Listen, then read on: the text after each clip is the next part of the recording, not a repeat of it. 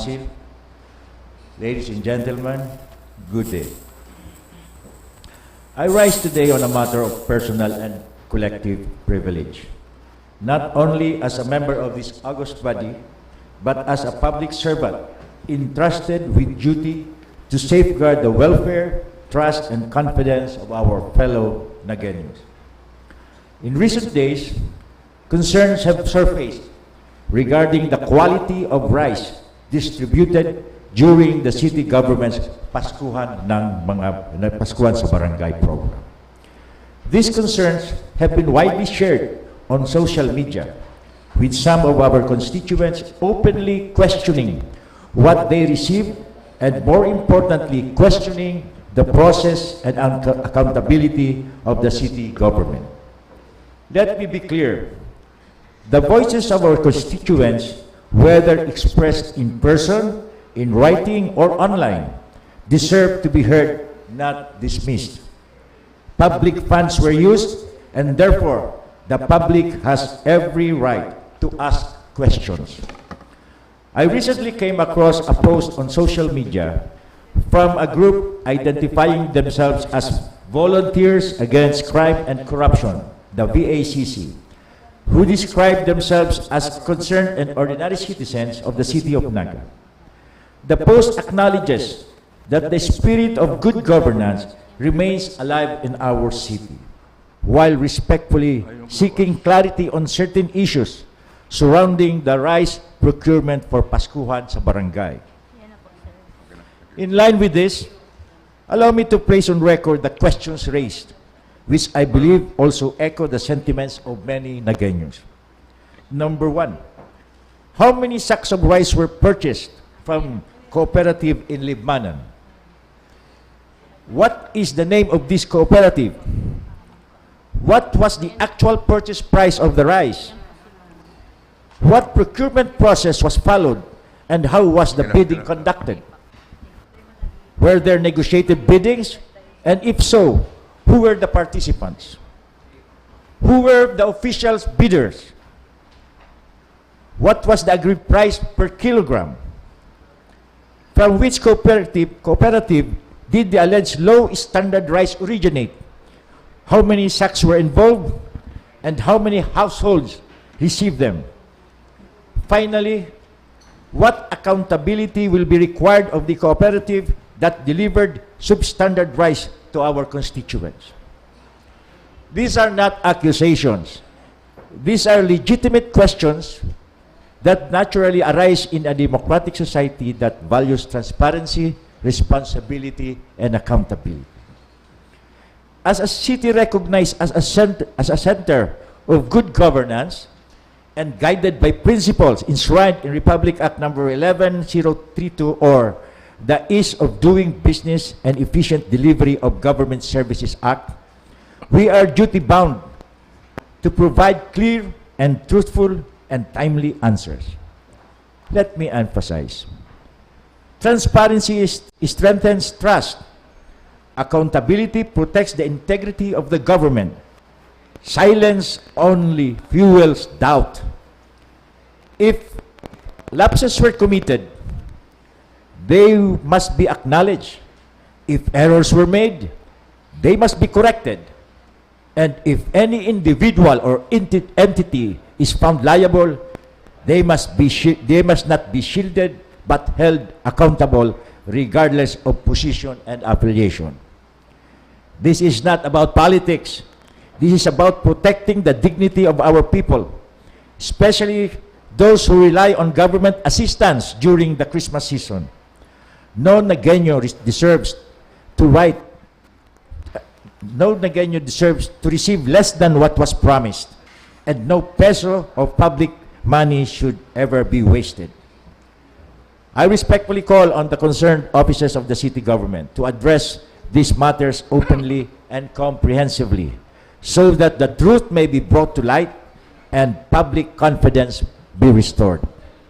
I also wish to place on record that our city mayor, Lenny Robredo, has already taken cognizance of this matter and has addressed the concerns raised, including directly voicing these values to the concerned cooperative. This shows that the city government does not turn a blind eye to the concerns of our constituents, and that corrective measures are already being pursued. However, while initial steps have been taken, it remains important that full details be clearly communicated to the public to ensure transparency and accountability at all levels. In closing, let us remember that good governance is not proven by slogans or awards, but by how we respond when questions are raised and when trust is tested. Maraming salamat po at sana maibalik sa siyudad ng Naga ang kumpiyansa ng ating mga kababayan. Thank you, Councilor Jude Jokno. For the information of Councilor Jokno and the members of the council, the two members of the VACC sent me a letter last January 19th. And then I furnish you, all of you, copies of that letter. And I directed the City Social Welfare and Development Office, the City Budget Office, and the Procurement Office, who were directly involved in the purchase of the rice, which were distributed during the Paskuhan sa barangay and during the Queen program. And also, I told them to answer the questions posed by the two members of the BACC within a period of 3 days. So that was last Friday, and they duly submitted their answers. And again, I provided all of you copies of the answers of the City Social Welfare and Development Office, the Procurement Office, and even the another office, 3 offices. Yes, the ESO, Education, Scholarship, and Sports Office. And I believe all the questions were duly addressed and answered. And as you stated earlier, Mayor Leni Robredo had long addressed these concerns. But still, since a letter was given to me, was addressed to me, and to the entire Sangguniang Panlungsod, so we had to move swiftly in order to address the concerns raised by the BACC people and in the interests of transparency and accountability. So I believe copies of the letters submitted by the letter, but with attachments submitted by the CSWDO, the ESO, and the Budget Office are now with you. Okay? Councilor Jude Jokno? Because that was quite unnerving to listen to your speech as if we didn't do anything about it. We did a lot of things about that particular issue. Although Mayor Robredo was assuring me that everything was now addressed. Any other privileged speech? Councilor Elmer Baldemoro. Thank you, Mr. Chair. Before my privileged speech, if the body will allow, I received, Mr. Chair, the reply letter addressed to you by Ma'am Annabel Vargas, Sir Hernani Soron, and Kane Reynes. if we allow, Mr. Chair, could we calendar the privileged speech of the Honorable Jokno, and also this reply letter of the three offices, and also invite them in our regular session. Shall we still invite them? Because the mayor had, we had a meeting. The mayor and I had a meeting regarding this matter. And Mr. Chair, she was assuring me, Mr. Chair, may I move for recess? okay, recess.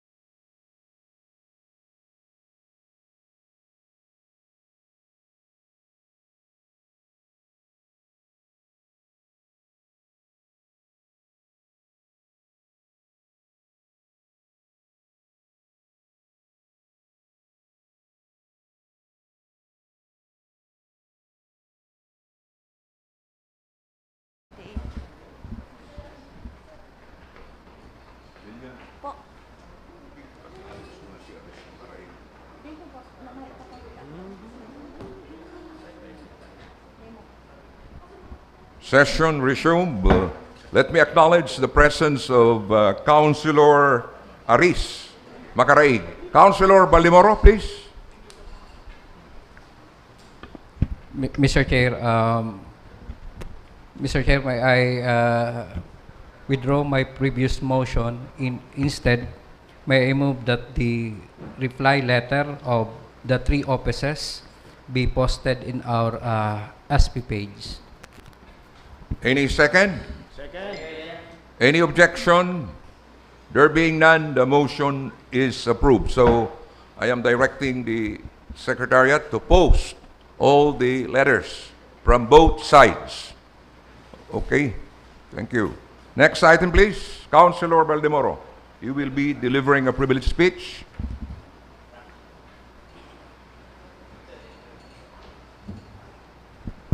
Thank you, Mr. Chairman and Presiding Officer, the Honorable Vice Mayor Gabriel Bordado, my esteemed colleagues, fellow employees in the city government, friends in media, our esteemed guests, those watching by live stream, mga kapwa ko nagpapadangat sa mga nagsosolong kamagurangan, mga namumutan kong nagenyo, Diyos maray na aga po sa tuya gabos.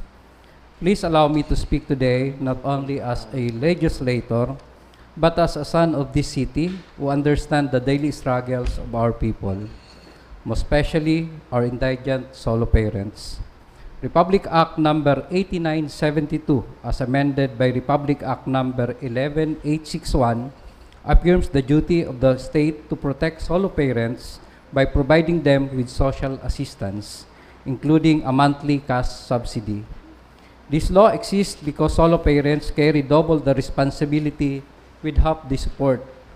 Sasaro lang po sinda na nagpapadakula akan sa indang aki sa parehong kapasidad bilang ama asin ina. The city government of Naga has taken meaningful steps to comply with this national mandate, and for that we are grateful.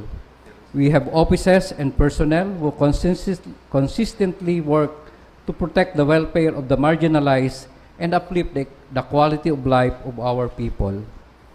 As of today, there are 500 indigent solo parents in our city who are qualified to receive the social pension. Given the significant number of beneficiaries, many of them experience difficulties in actually accessing their benefits. Long queues, transportation costs, and time taken away from work or child care make an already difficult situation even heavier. Limitado po ang sa indang oras asin inaatubang po ninda, an aral daw na pagbalanse kang sa indang panahon para sa pag-ataman nin aki asin paghahanap buhay. Analawig na pila sa pong magabat na pasanon kang satong mga solo parents, dahil po dapat ini ang sitwasyon. Honorable colleagues, we can do better and we must do better. Technology and existing financial systems already give us a practical and inclusive situation and solution. An ATM-based disbursement system implemented in partnership with government financial institutions such as Land Bank of the Philippines and the Development Bank of the Philippines provides a secure, efficient, and dignified way of delivering social pension benefits directly to our solo parents. This system minimizes the handling of cash, promotes transparency, reduces administrative delays, and most importantly, respect the time and dignity of our beneficiaries. ATMs are not foreign to our people. Most solo parents in the city of Naga are already familiar with their use, making this approach both feasible and accessible. It is for this reason that I am sponsoring an ordinance mandating the distribution of the social pension for indigent solo parent through an ATM-based system with clear provisions on implementations, bank partnership, reporting, data privacy, and alternative modes of payment for exceptional cases. This ordinance is not merely about changing the method of disbursement, it is about improving service delivery, strengthening accountability, and ensuring that government assistance reaches our people in a manner that is humane, efficient, and responsive to their realities. Ini po ang satong gigibuhon, padalion ang serbisyo, dahil pasakitan ang mga benepisaryo, igalang tang oras tinda, asin protehiran ang sa indang dignidad. Good governance is not measured solely by compliance with the law, but by our willingness to continue improve how services reach our constituents. If this ordinance can remove even a small burden from the shoulders of a solo parent, sarong ina o ama na nag-aako nin gabos na responsibilidad para sa indang mga aki, then we are fulfilling the true spirit of public service. To my honorable colleagues in this chamber, I respectfully ask for the support for this proposed ordinance. Let us show to our solo parents that the city government of Naga listens, adopts, and act with compassion. I also humbly ask the chairman of the Committee on Rules that this proposed ordinance be calendared in today's order of business. Tabangan ta po ang satong mga solo parent, itulod ta ang mas madali, mas episyenteng pagtaong asistensya sa sainda. Diyos mabalos po, asin liwat, Diyos maray na aga. Thank you, Councilor Baldemoro. Any other privileged speech? Councilor Nathan Serio.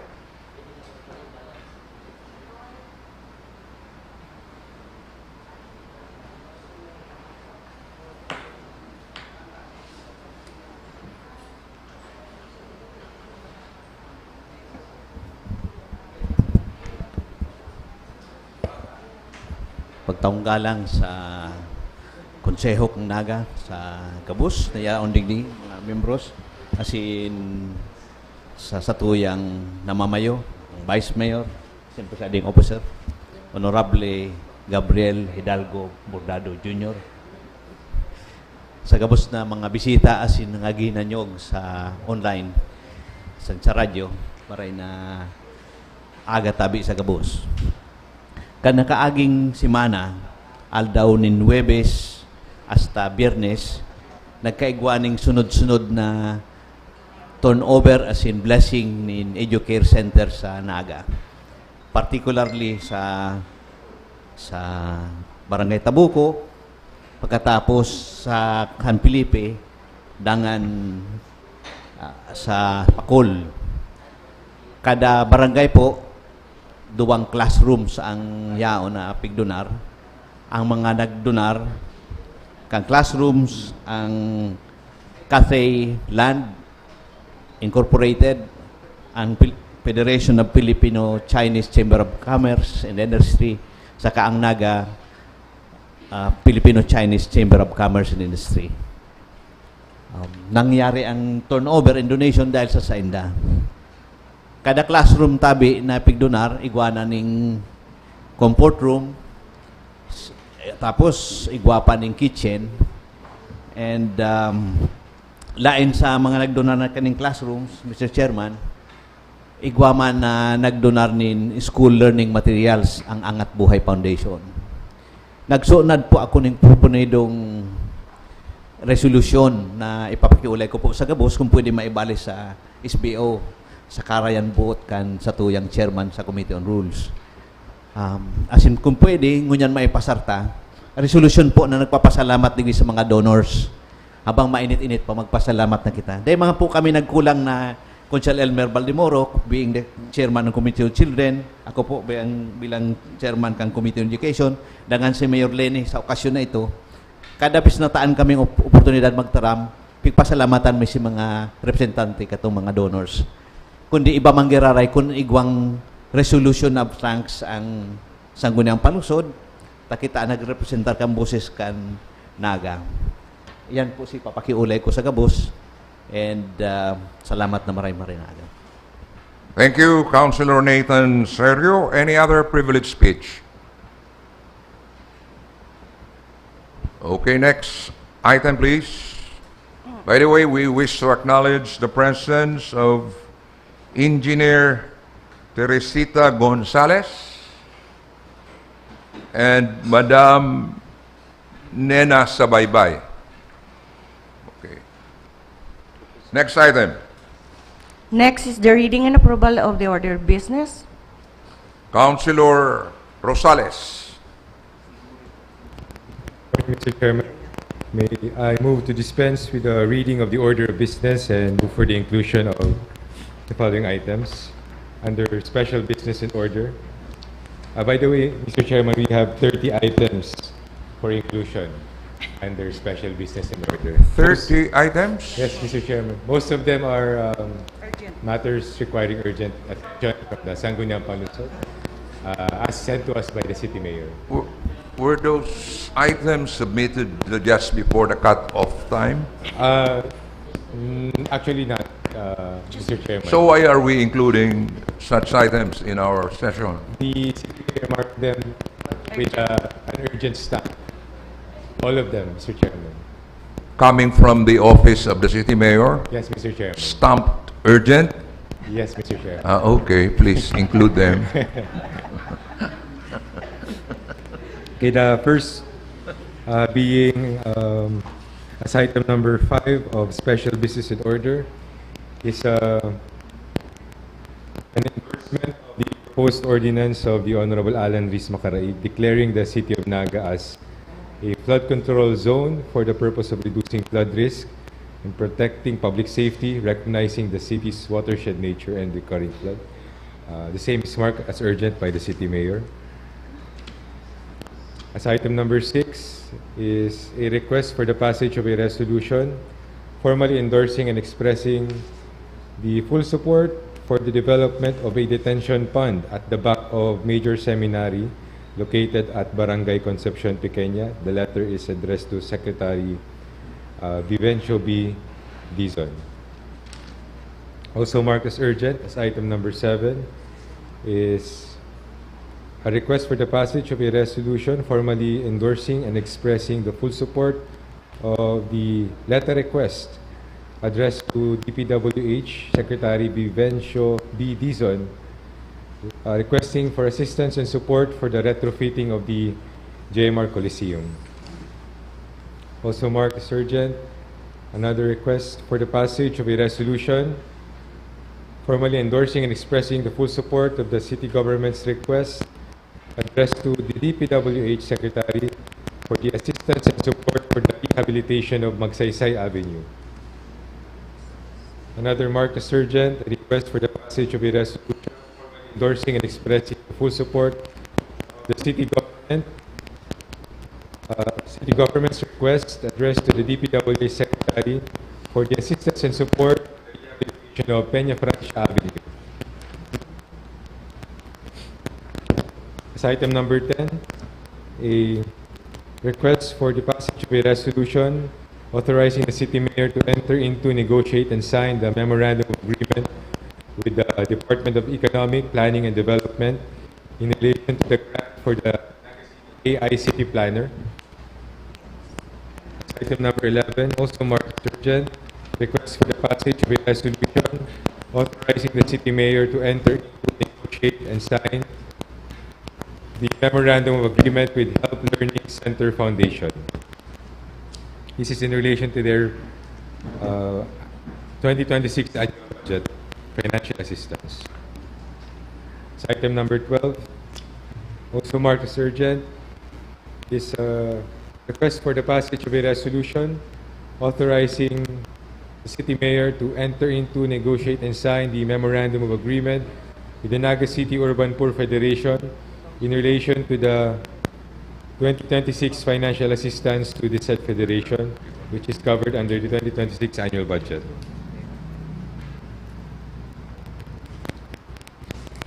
Item number 14 is a resolution sponsored by the Honorable Francisco M. Mendoza and his representation, favorably and strongly endorsing to the Regional Development Council, the Department of Economic Planning and Development, Regional Office 5, the inclusion of the Bicol Regional Center for Development and Regulation of the Cooperative Development Authority in the Regional Development Investment Program and its required funding in the proposed budget of the CDA for 2027. So item number 15, 16, 14 po. 14 po. 14, sir.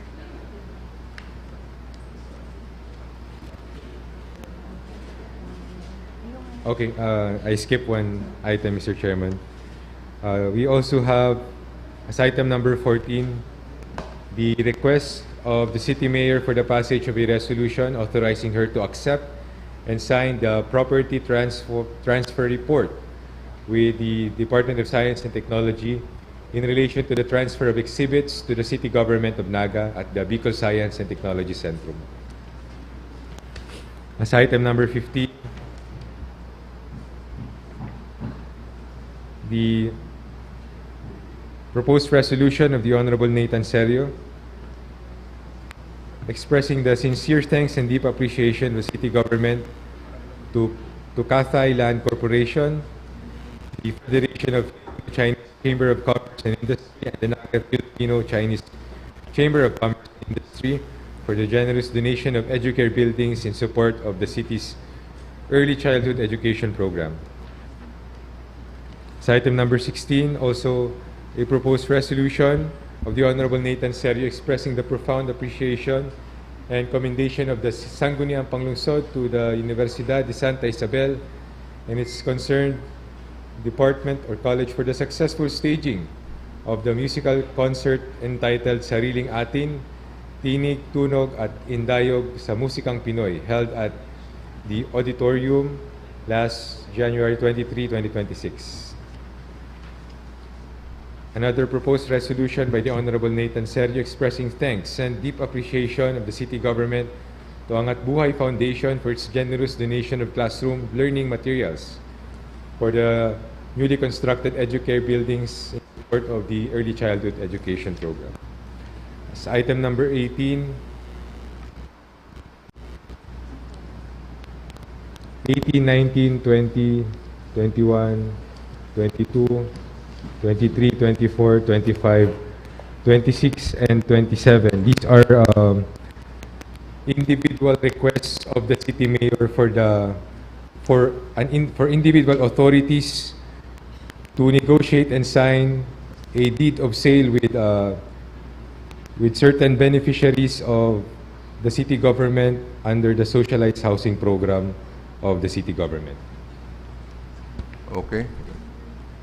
As item number 28, a request from the city mayor marked as urgent, authorizing her to enter, negotiate, and sign a memorandum of agreement with the Department of Education relative to the collaboration on the implementation of a school building project in the city of Naga. As item number 29, a proposed resolution of the Honorable Elmer Valdemoro expressing gratitude and appreciation to Mr. Jeffrey Nang, the Federation of Filipino-Chinese Chamber of Commerce and Industry, Naga Filipino-Chinese Chamber of Commerce and Industry, and Angat Buhay Foundation for the construction of educare centers and provision of substantial classroom learning materials in Barangay Tabuco, San Felipe, and Pacol. And last, under special business and order, as item number 30, an endorsement from the city mayor of the proposed ordinance of the Honorable Gilda Gail Abonal Gomez creating additional permanent positions for various departments and offices in the city government. It's all under special business and order. Under unfinished business, Mr. Chairman, a letter from Converge pertaining their comments and recommendations on the underground fiber optic duct system infrastructure project. As item number 10 of unfinished business,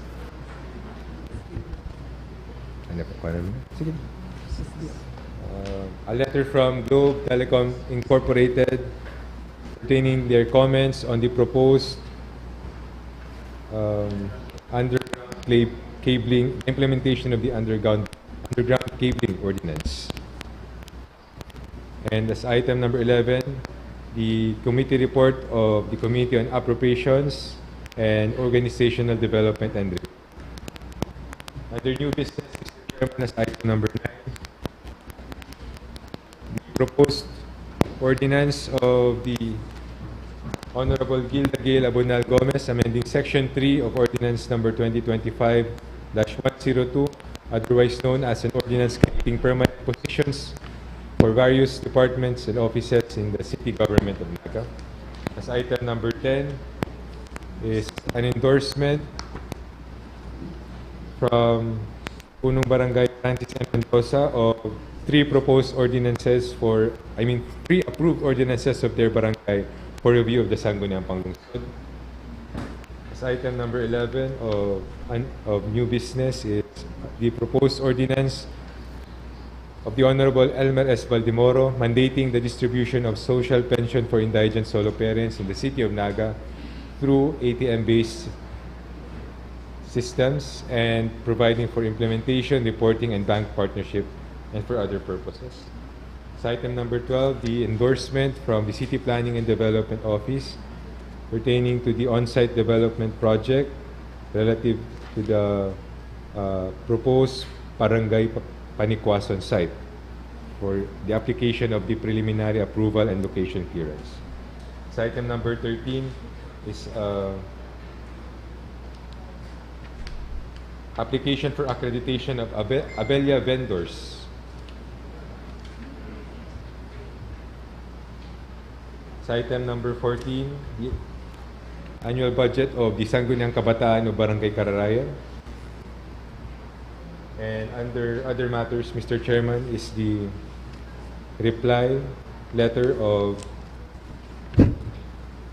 the Social Welfare Office, Procurement Office, and the Education, Scholarship, and Sports Office to the regarding the procurement of the rice distribution packs during the Queen and Pascuhan programs. With the inclusions, Mr. Chairman, I move for the approval of the order of business. Any second? Mr. Chair. Yes, Councilor De Serio. May I move with the approval of the Chairman of Committee on Rules that we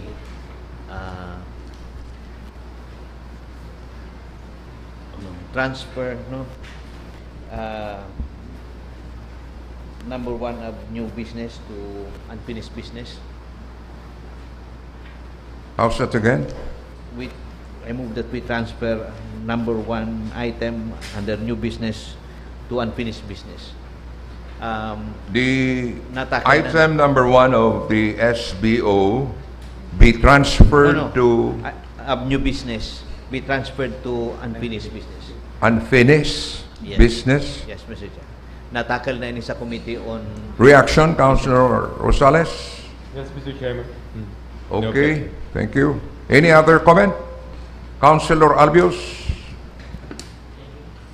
Thank you, Mr. Chair. With the indulgence of the Chair of the Committee on Rules, may I move for inclusion under SBO a resolution of condolences to the bereaved family of former Barangay Kagawad Jaime Cadores of Barangay Santa Cruz. Councilor Rosales, that will be included under SBO. Yes, Mr. Chairman. Councilor Aris Macaraig? After the approval of the order, Mr. Okay. Councilor Nathan Serio? another one, Mr. Chair. Under SBO, igwakit ang proposed resolution itong sa commending USI. Pwede tatong matakal by next one. Ikalendata na by next session, next week. What particular item? Anong number to? Itong commending USI. Kasi hindi man po ito kabali sa na ipigpakiulay ko kasubago. Although kabali sa ipigpareceive ko kasudma. Malipot-liputan lamang ang SBO. So that will be tackled during the next session. Okay? Thank you. So there was this motion from Councilor Rosales. Any second? Second. Any objection? There being none, the motion is approved. Councilor Aris Macaraig. I'm just wondering, Mr. Chair, whether we allow online participation to the session by Honorable Councilor Vito Butch Borja. Can we change the picture on the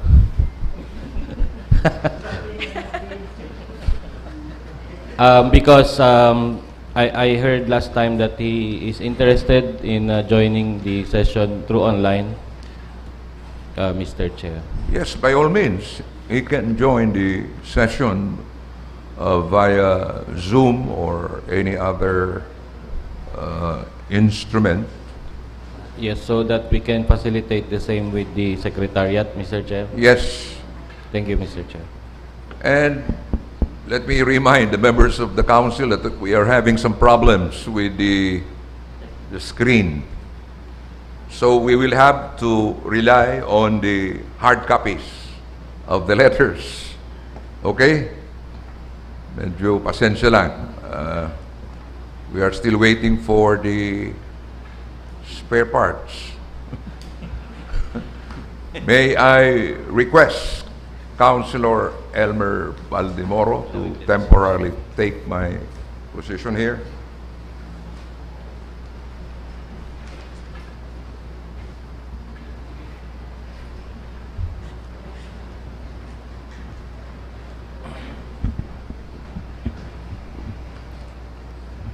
Next item. Next item under special business or order, item number 1, dated January 19 of our city treasurer requesting for the passage of a resolution authorizing Mary Ann Balimoro to secure a cash advance for the establishment or replenishment of the petty cash fund of the city treasurer's office in the amount of 20,000. Councilor Doc Jas Albios. Thank you, Mr. Chair. May I move for the passage of a resolution authorizing Mary Ann Valdemoro of the City Treasurer's Office to secure a cash advance for the establishment or replenishment of the petty cash fund of the City Treasurer's Office in the amount of 20,000 pesos. So move. Second. Any objection? Hearing none, the motion is hereby approved. Next item. Next is a letter dated January 20 from the City Mayor's Office requesting for an authority to enter into, negotiate, and sign the Memorandum of Agreement with the Foundation of Media Alternatives relative to the conduct of a data protection training program for LGU personnel, introducing key concept under the Data Privacy Act of 2012 and related compliance practices. The Chairman of the Committee on Information Technology, Councilor Aris Macaray. Thank you, Mr. Chair. May I move that we pass a resolution authorizing the City Mayor to negotiate, sign, and enter into a memorandum agreement with the Foundation of Media Alternatives. This is vital to our personnel in the media and information technology because this will be a training, Mr. Chair. This agreement will expire on March 31, 2026. It's a short-lived agreement, and I so move that we pass the resolution, Mr. Chair. Any second? Second. Any objection? Hearing none, the motion is hereby approved. Next item. Next is a letter dated January 21st from the City Mayor's Office requesting for an authority to enter into, negotiate, and sign the Memorandum Agreement with Zyre Pharmaceutical Corporation relative to the provision of medicines and supplies under the Naga City General Hospital Consignment Program. The acting chairperson of the Committee on Health, Councilor Gail Abunal Gomez.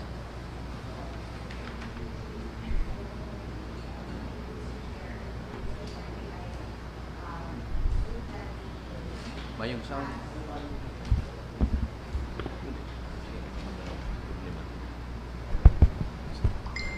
Mr. Chair, may I move that we pass a resolution allowing our City Mayor to enter into, negotiate, and sign a Memorandum of Agreement with Zyre Pharmaceuticals Corporation relative to the provision of medicines and supplies under the Naga City General Hospital Consignment Program. So move, Mr. Chair. Any second? Second. Any objection? Councilor Frank Mendoza. Thank you, Mr. Chair. With due respect to the movement, the proposed mode of procurement is through consignment, but such mode of procurement is not listed among those authorized under Republic Act 12009 or the new Government Procurement Act. May po nakalista duman na negotiated procurement. So we may be treading on dangerous grounds on this matter. Instead, what is provided under that law is a framework agreement, or what was formerly known as ordering agreement, wherein we bid out items that we need to purchase, but delivery will be in consignment basis, in quotation mark. Kumbaga, physical and delivery. So maybe we can invite the proponent of that MOA to explain the basis for such consignment agreement. But I fully understand why they are resorting to this mode of procurement. But we have a similar mode of procurement, framework agreement under RA 12009. May we know the proponent of this proposed measure? Councilor Gail. Mr. Chair, I am not aware, but as far as I know, the MOA has gone through the review of the legal team of the City Mayor's Office. May I just suggest, Mr. Chair, that we refer this to the committee since there's a policy that we also need to adhere to, so that also we can invite the City Budget Officer and then the City Accounting Office, City Procurement as well. So that in the event, Mr. Chair, na may mga pararehong ang agreements, at least po malinaw sa tuya where should be heading to, Mr. Chair. Thank you, Councilor Gale. Councilor Macaraig. Thank you, Mr. Chair. I agree that it should be referred to the committee, but just a comment to Honorable Frank's comment. Consignment is indeed not procurement, Mr. Chair, and I got information also that the Philippine General Hospital is doing this kind of program, the consignment program of medicine. So we can also look into that in the committee. So I second the motion, Mr. Chair. We acknowledge the presence of Mr. Kane Reynes, the acting head of the procurement office. May we know from the body if we allow Mr. Kane Reynes or we refer this matter to the Committee on Health. The proponent or Councilor Gale or Councilor Frank, are we allow Mr. Kane Reynes or we just refer this matter to the Committee on Health?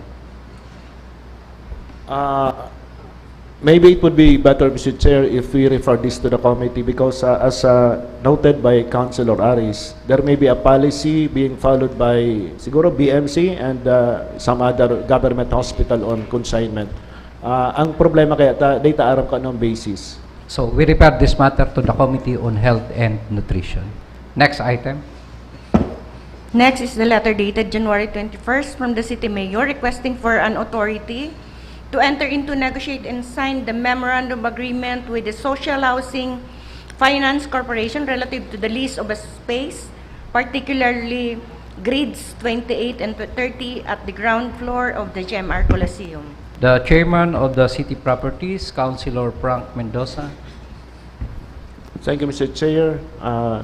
May I move for the passage of the resolution authorizing the City Mayor to enter into, negotiate, and sign the MOA with the Social Housing Finance Corporation relative to the lease of a portion of the GMR Coliseum. So moved, Mr. Chair.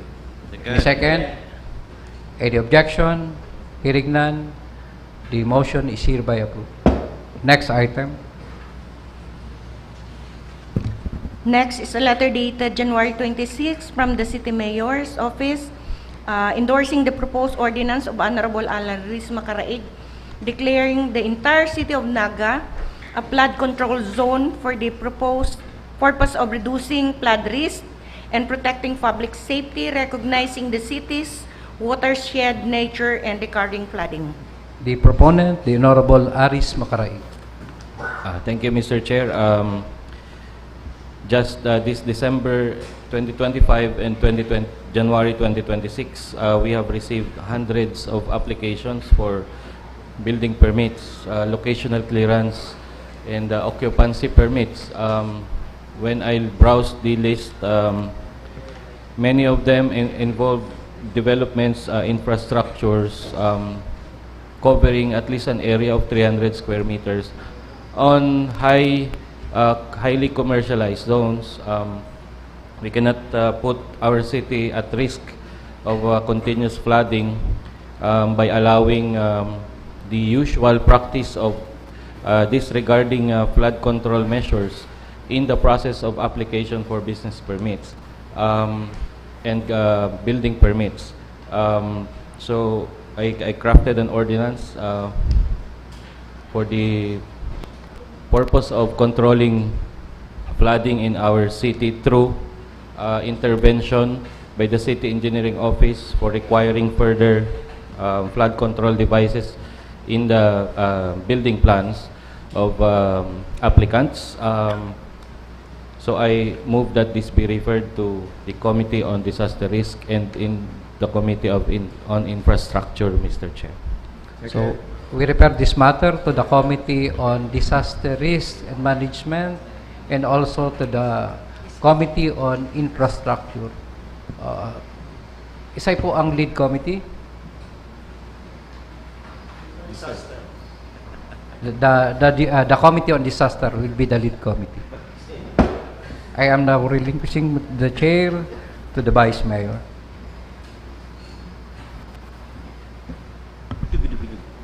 Thank you, Councilor Valdemoro. You were discussing what particular part of the agenda? Item number 5 of the SBO. Yes.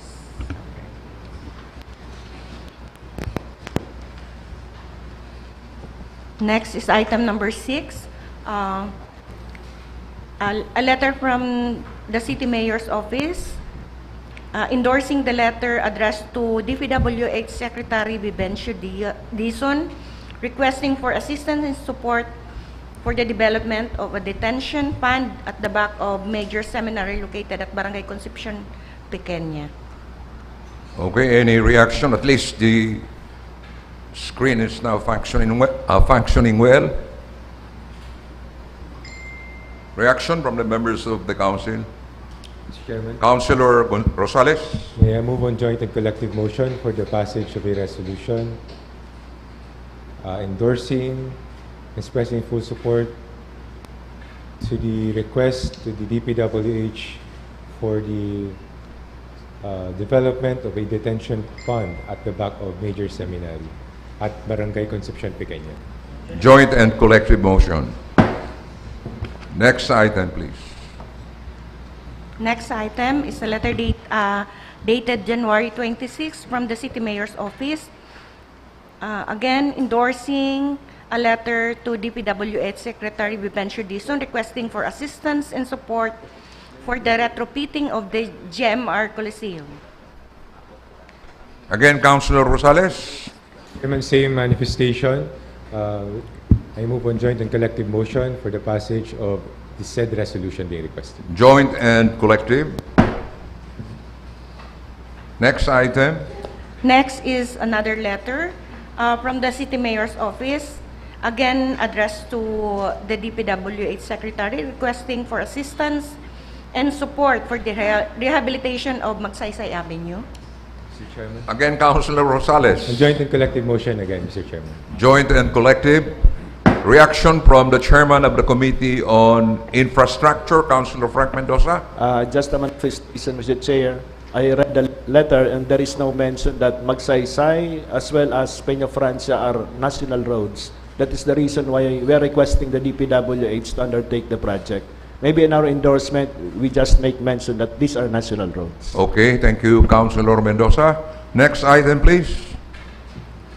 Next is another letter from the City Mayor's Office addressed to DPWH Secretary requesting for assistance and support for the rehabilitation of Peña Francia Avenue. Also, in joint Again, and Councilor collective Rosales. motion, Mr. Chairman. In Joint and collective. Next item. Next item is the letter dated January 26 from the Office of the City Mayor seeking for the passage of the Sangguniang Panlungsod resolution authorizing her to sign, to negotiate and sign the memorandum of agreement with the Department of Economy, Planning and Development in relation to the grant for the Naga City AI City Planner, AI Empowered and People-Centric Sustainable Transport and Land Use Planning. Councilor Nathan Serio.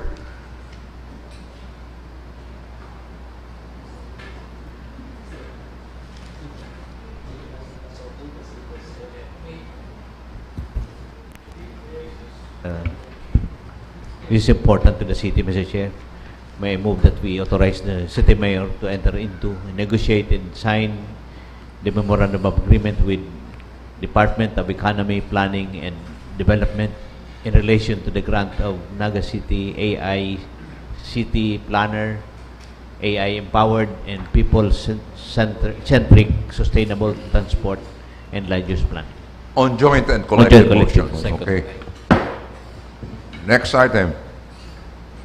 Next is a letter dated January 23 from the Office of the City Mayors requesting for an authority to enter into, negotiate, and sign the memorandum of agreement with Help Learning Center Foundation in relation to the financial assistance to Help Councilor Learning Balimoro. Center undertaking. To Mr. Chair. Mr. Chair, may I move for passage of a resolution authorizing the City Mayor to enter into and sign the memorandum of agreement with Help Learning Center Foundation Incorporated in relation to the financial assistance to Health Learning Center Foundation Incorporated under the 2026 annual budget. I so move, Mr. Chair. On joint and collective motion? Yes, Mr. Chair. Next is a letter dated January 23 from the City Mayor seeking authority to enter into, negotiate, and sign the memorandum of agreement with the Naga City Urban Poor Federation in relation to the financial assistance to the Naga City Urban Poor Federation under the 2026 annual budget. Councilor Albios? Thank you, Mr. Chair. May I move for the passage of a resolution authorizing the City Mayor to enter into, negotiate, and sign the memorandum of agreement with the Naga City Urban Poor Federation in relation to the financial assistance to the Naga City Urban Poor Federation under the 2026 annual budget in the amount of 1,343,160 pesos. So move, Mr. Chair. Again, on joint and collective motion? Next item. Next is the proposed resolution authored by the Honorable Mendoza and Honorable Rosales, favorably and strongly endorsing the Regional Development Council and the Department of Economy, Planning, and Development Regional Office, the inclusion of the Bicol Regional Center for Development and Regulation and the Cooperative Development Authority, and the Regional Development Investment Program and its required funding in the proposed budget of the Cooperative Development Authority for 2027. Councilor Mendoza? Thank you, Mr. Chair. This refers to the funding request of the CDA for the construction of their building at the Almeda property of the city government, which was donated under the previous Sangguniang.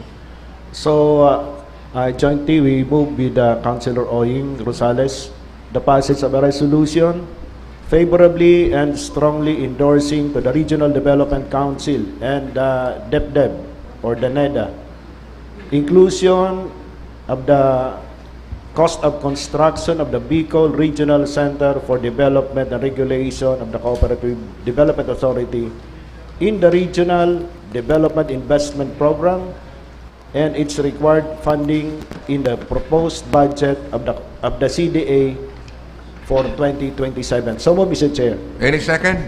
Second. Any objection? There being none, the motion is approved. Next item. Next is a letter dated January 23 from the Office of the City Mayor seeking authority to accept, authority for the passage of a resolution authorizing her to accept and sign the property transfer report with the Department of Science and Technology in relation to the transfer of exhibits to the city government for the project revitalization and improvement of the existing BSTC. Any reaction? Councilor Mendoza? This is in relation to the effort of the city government to repair and upgrade the display at the Bicol Science Center. The problem is that those property are still not in the name of the city government. So this proposed acceptance would cure that defect. So I move that we pass a resolution authorizing the city mayor to accept and sign the property transfer report with Department of Science and Technology in relation to the transfer of exhibits to the city government for the project revitalization and improvement of the existing Bicol Science and Technology Center. So move, Mr. Chair. Any second? Second. Any objection? There being none, the motion is approved. Next is the proposed resolution authored by the Honorable Sergio, resolution expressing the sincere thanks and deep appreciation of the City Government of Naga to Cathay Land Corporation, the Federation of Filipino-Chinese Chamber of Commerce and Industry, and the Naga City Filipino-Chinese Chamber of Commerce and Industry for their generous donation of EduCare buildings in support of the city's early childhood education program. Councilor Nathan Sergio, please. Said the draft resolution. Joint and collective? Yes, Mr. Chair. Thank you.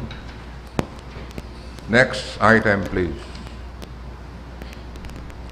Next is another resolution from the Honorable Sergio expressing the sincere thanks and deep appreciation of the city government of Naga to the Angat Buhay Foundation for its generous donation of classroom learning materials for the newly constructed EduCare building in support of the city's early childhood education program. Councilor Serio, So move, Mr. Chair, on joint and collective motion. on joint and collective motion. Next item, please. Next is a letter from the City Mayor's Office seeking for an passage of the Sangguniang Panlungsod resolution authorizing her to negotiate and sign the deed of sale with Roberto Garcia and Digna Garcia in relation to the ownership of the 61 square meters parcel of land situated in Barangay Bagong Bayan, Sur, Naga City under the socialized housing program of the city government. Councilor Albius. Thank you, Mr. Chair. With the indulgence of the presiding chair and the chairman of the Committee on Rules, may I move that items 18 to 27 be treated simultaneously as they are of similar nature in request. Items 18 to 27. 18 to To 27. They are similar. Unless there are questions or comments. Yes, Mr. Chair. They are request for resolution authorizing the city mayor to negotiate and sign the deed of sale with the following persons: Jose Merano and Salvacion Merano of Barangay Bagong Bayan Sur, Naga City; Norbin Herona and Amor Herona of Barangay Carolina, Naga City;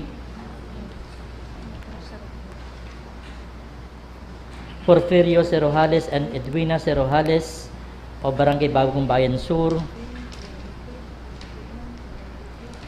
R.D. Bondok and Ronaldin B. Bondok of Barangay Bagong Bayan Sur; Josefina Abaro Moratin of Barangay Peña Francia; Lourdes Cervantes and Vicente Cervantes of Barangay Carolina, Naga City; Roberto Garcia and Didna Garcia of Barangay Bagong Bayan Sur, Naga City; Berhinia Novelo o Barangay Pakul, Naga City; Emilita Candia and Rufino Candia o Barangay Santa Cruz, Naga City;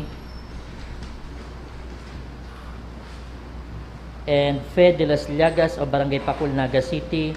This is in connection with the deed of sale under the socialized housing program of the city government of Naga. So I move for an individual resolution regarding the request of the city mayor to authorize her to negotiate and sign with those mentioned persons, Mr. Chair. Any second? Second.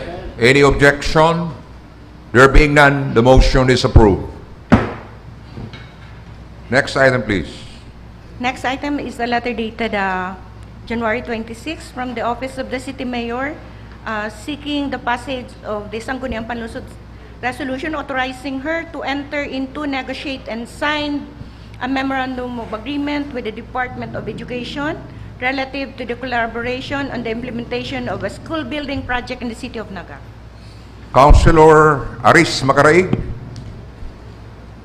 I respectfully move, Mr. Chair, that the Honorable City Mayor be authorized to enter into and sign a memorandum of agreement with the Department of Education relative to the collaboration of the implementation of a school building project in the city of Naga. This is based from the January 16, 2026 letter of Secretary Sonny Angara, Mr. Chair. So moved, Mr. Chair. Any second? Second. Any comment? Councilor Nathan Serio, the chairman of the Committee on Education. Thank you, Mr. Chair. Labi ka-importante ining agreement na ini sa to. Lalo na naigwa kitang backlog sa classrooms. May piglalapag kitang certain numbers of classroom. Napas 30 ang kukulang. Ngunyan, ining agreement na ini, mapapacilitate ang sa tuyang pagpakonstruir nga rin si mga kaakian, mga learners, dahil na magka-problema ang paggagamit kan mga existing nindang.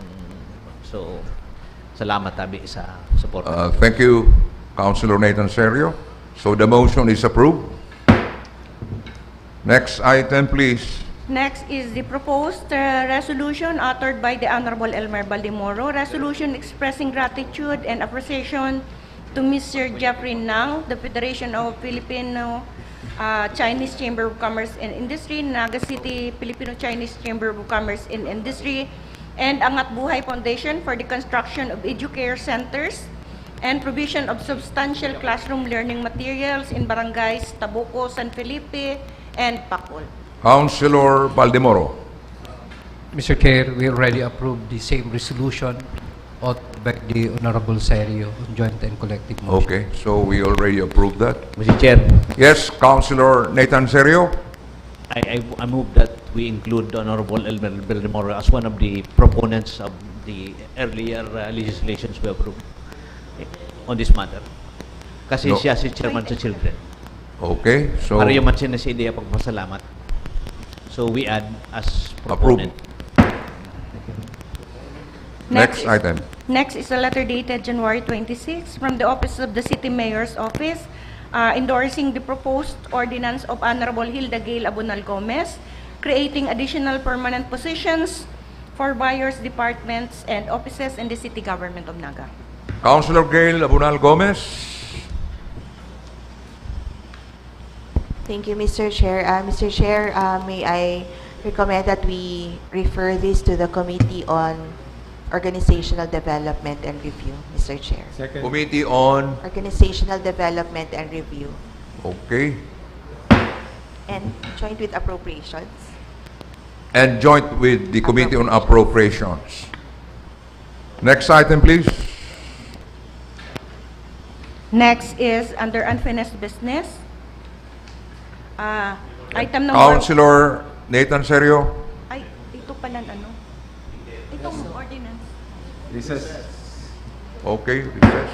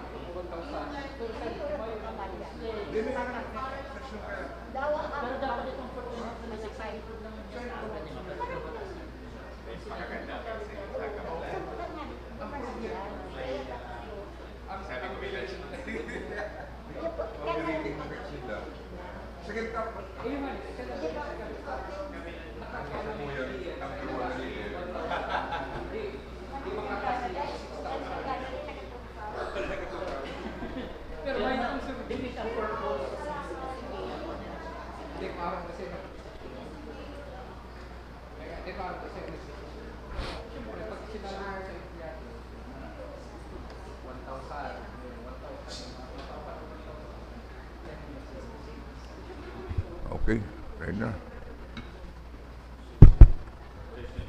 Session resume. Next item, please. Councilor Balimoro. Mr. Chair, again, may I seek reconsideration to the previous disposition.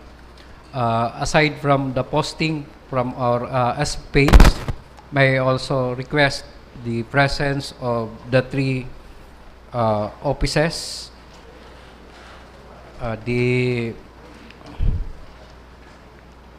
head of the City Social Welfare, Ma'am Annabel Vargas, the head of ESO, Mr. Hernani Soron, and the acting procurement officer, Mr. Kane Reynes, pertaining to the privileged speech of the Honorable Judge Jokno.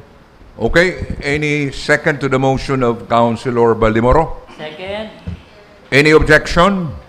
There being none, the motion is approved. By the way, let me acknowledge the presence of Mr. Willie Prilles, Mr. Ansel Manyo, and Mr. Kane Reynes. Next item, please. Next is the resolution expressing profound condolence to former Barangay Kagawad Jaime Cadores of Barangay Santa Cruz, this city. Councilor Abios. On joint and collective motion, Mr. Chair, may I move for the passage of a resolution of condolences for the bereaved family of former Barangay Kagawad Jaime Cadores of Barangay Santa Cruz. He passed away yesterday, January 26, 2026. Joint and collective. Next item. Councilor Gayla Bunal Gomez. So, Mr. Chair, with the indulgence of the Committee Chair on Rules, may I request that item number 9 under the new business be transferred to special business and order, Mr. Chair. That is just Item number 9 that's just an amendatory ordinance, Mr. Chair, with a Of very the- minor error of the new business, Mr. Chair. Item number 9 of the new business be transferred to SBO. Mr. Chair. Where is the chairman of the Committee on Rules? The co-chair is here, Mr. Chair. Who is the co-chairman of the Committee on Rules? The Honorable Felix, Mr. Chair. Councilor Jepson? So we will include this under SBO. Yes, Mr. Chair. Thank you, Mr. Chair. Okay, please. Next item. Madam Secretary? Item number, SBO item number 31, an ordinance amending section 3 of ordinance number 2025-102, otherwise known as an ordinance creating permanent positions for various departments and offices in the city of Naga. Councilor Gayla Bunal Gomez? Yes, Mr. Chair, if you can recall, we have ordinance number 2025-02 that creates permanent positions for the long-serving employees of the city government of Naga. In that particular ordinance, Mr. Chair, there was an error. Under section 3, instead of administrative aid 4, driver 2, the position was, what was written in the ordinance was watchman 2, Mr. Chair. That was actually based on a document submitted by the HRMO to this representation. So therefore, Mr. Chair, may I request that we approve this amendatory ordinance with this very minor change, Mr. Chair. Second. Any Second. objection? There being none, the motion is approved. Thank you, Mr. Chair. Next item, please. We proceed to unfinished business. Item number 1 is a letter dated January 21st of the Acting Secretary to the Sangguniang Panlungsod inviting Mr. Wilfredo Frilles, CPDO Head, and Mr. Oliver during this regular session to present advantages and disadvantages of the declaration of the Naga City as a highly urbanized city. Again, I wish to acknowledge the presence of Mr. Willie Prilles, the Department Head of the City Planning and Development Office. The rules are suspended. May we request Mr. Prilles to approach the stand? Miranda po, Mr. Chair and honorable members of the Good morning. Sangguniang Panlungsod. Regarding your invitation on the matter of whether Naga should pursue its the opportunity to become a highly urbanized city, my position is that we should. By this year, we're going to be 78 years old as a chartered city. And 36 years old as an independent component city under the local government code. Ang 36 anyos na tao, di pamilya na yan. I think they will have offsprings already. Ang 78 years old, lolo na yan. Mayo na kitang patunayan as an independent component city.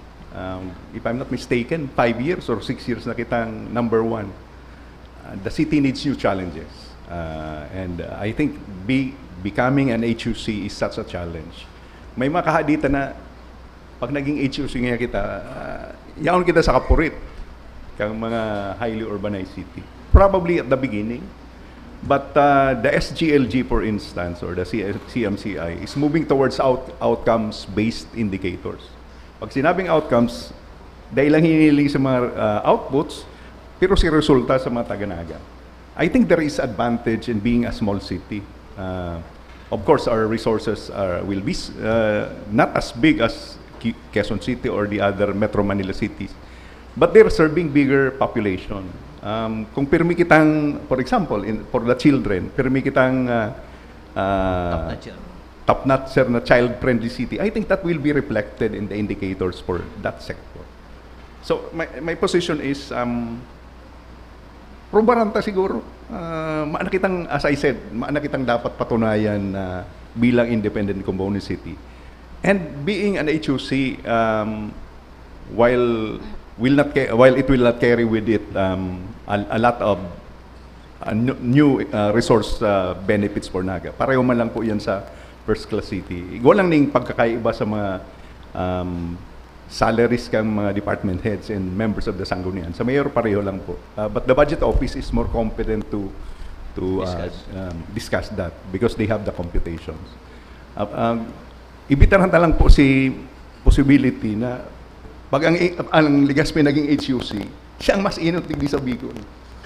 HUC, Legazpi, ICC, Naga, and all the rest, ordinary component city. Kung ma-meet na po si requirement kang sarong HUC, makapasar kita sa plebisito, I think that is the signal na qualified kita maging highly urbanized city. Kaya balikan ko lang po si point ko, pwedeng lang siya. It's a feel-good thing. Pero paghiling ko po personally, hinog na kita para mag-aspire na highly urbanized city. Yun man lang yan po. Any question from the members? Yes, Councilor Nathan Serio.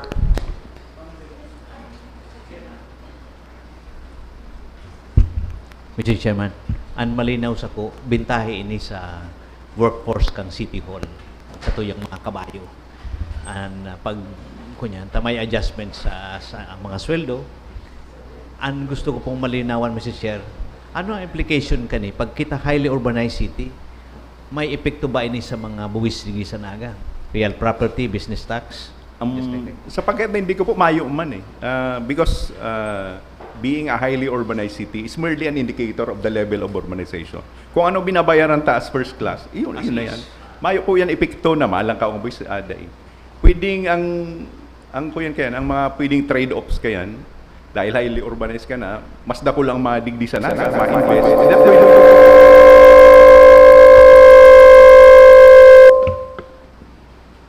That can accelerate the urbanization problems we're facing. Alam mo, mas dakol na tao, of course, mas dakol na traffic.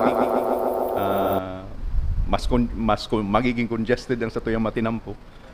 Pero ang advantages man kayan is probably psychic in nature. Nakita ang inot na highly urbanized city in Naga, in the Bicol region, if it materializes. Pero bottom line po kayan is that it will reaffirm that we have reached a point sa satuyang journey as a city na we belong in the big leagues. Pakiling ko, that alone should convince us na pwedeng mag-aspire kita dyan. Anyway, ang ma-decide man kayan are the other requirements. Pag namita na sa requirements, that means that you really have met what is legally required, and you will have to submit yourself to the process. And once the process is completed, then the president will have to come up with a proclamation saying that you have attained that status. Okay, any other question or comments? Councilor Baldemoro. Thank you, Mr. Chair. A while ago po na nabanggit ni Sir Willie na one of the requirements is holding a plebiscite. Yep.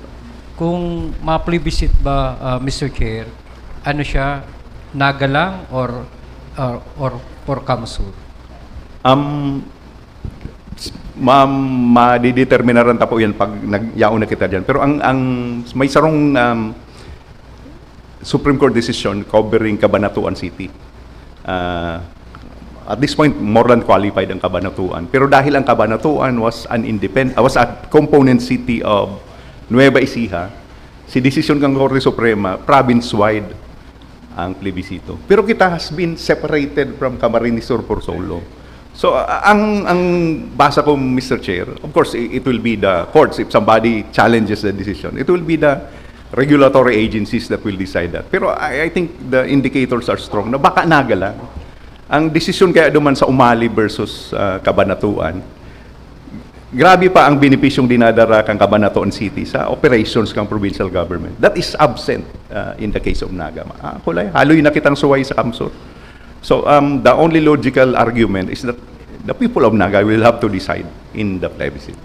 So only the people of Naga, not the people of the entire 3rd District. That's my reading of the situation, Your Honors. Okay. And of course, that's not definitive. Okay. Any follow-up question from Councilor Baldemoro? Councilor Nathan Serio?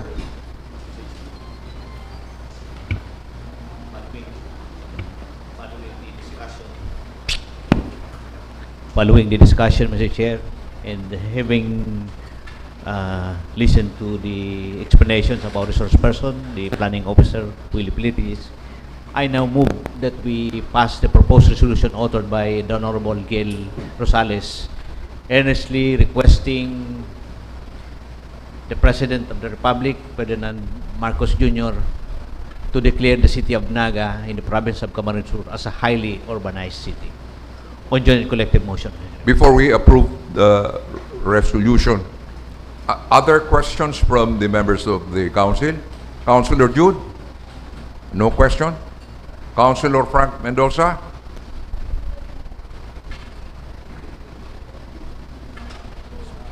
Chair, the representative from the city budget office is here. Maybe we can ask her to present what is the financial implication of being an HUC. Thank you, Councilor Mendoza. Thank you, Mr. Willie Prilles. We wish to acknowledge the presence of Madam Velasco, the acting city budget officer.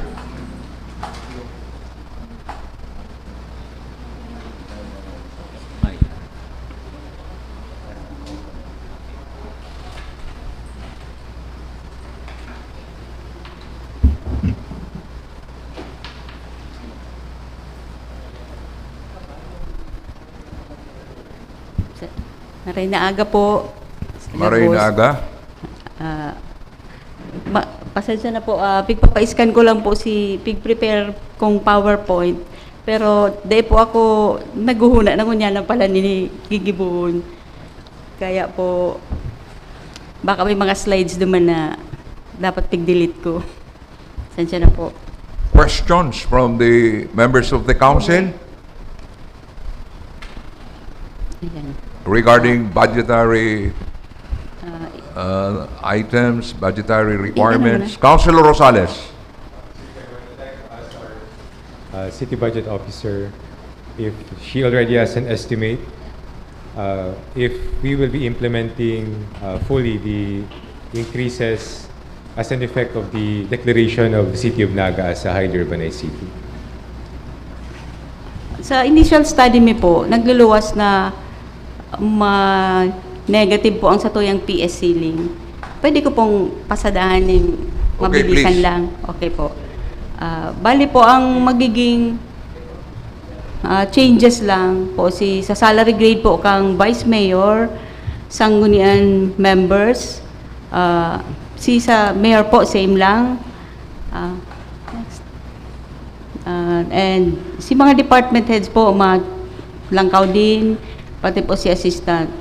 Sa rata po ang gagamito ng figures, ito pong rates para sa HUCs. Next po. Uya po si comparative monthly salaries. Ini pong table, prepare na ang nasa isip sa 2027 na budget. Bali po ang City Mayor, same din lang.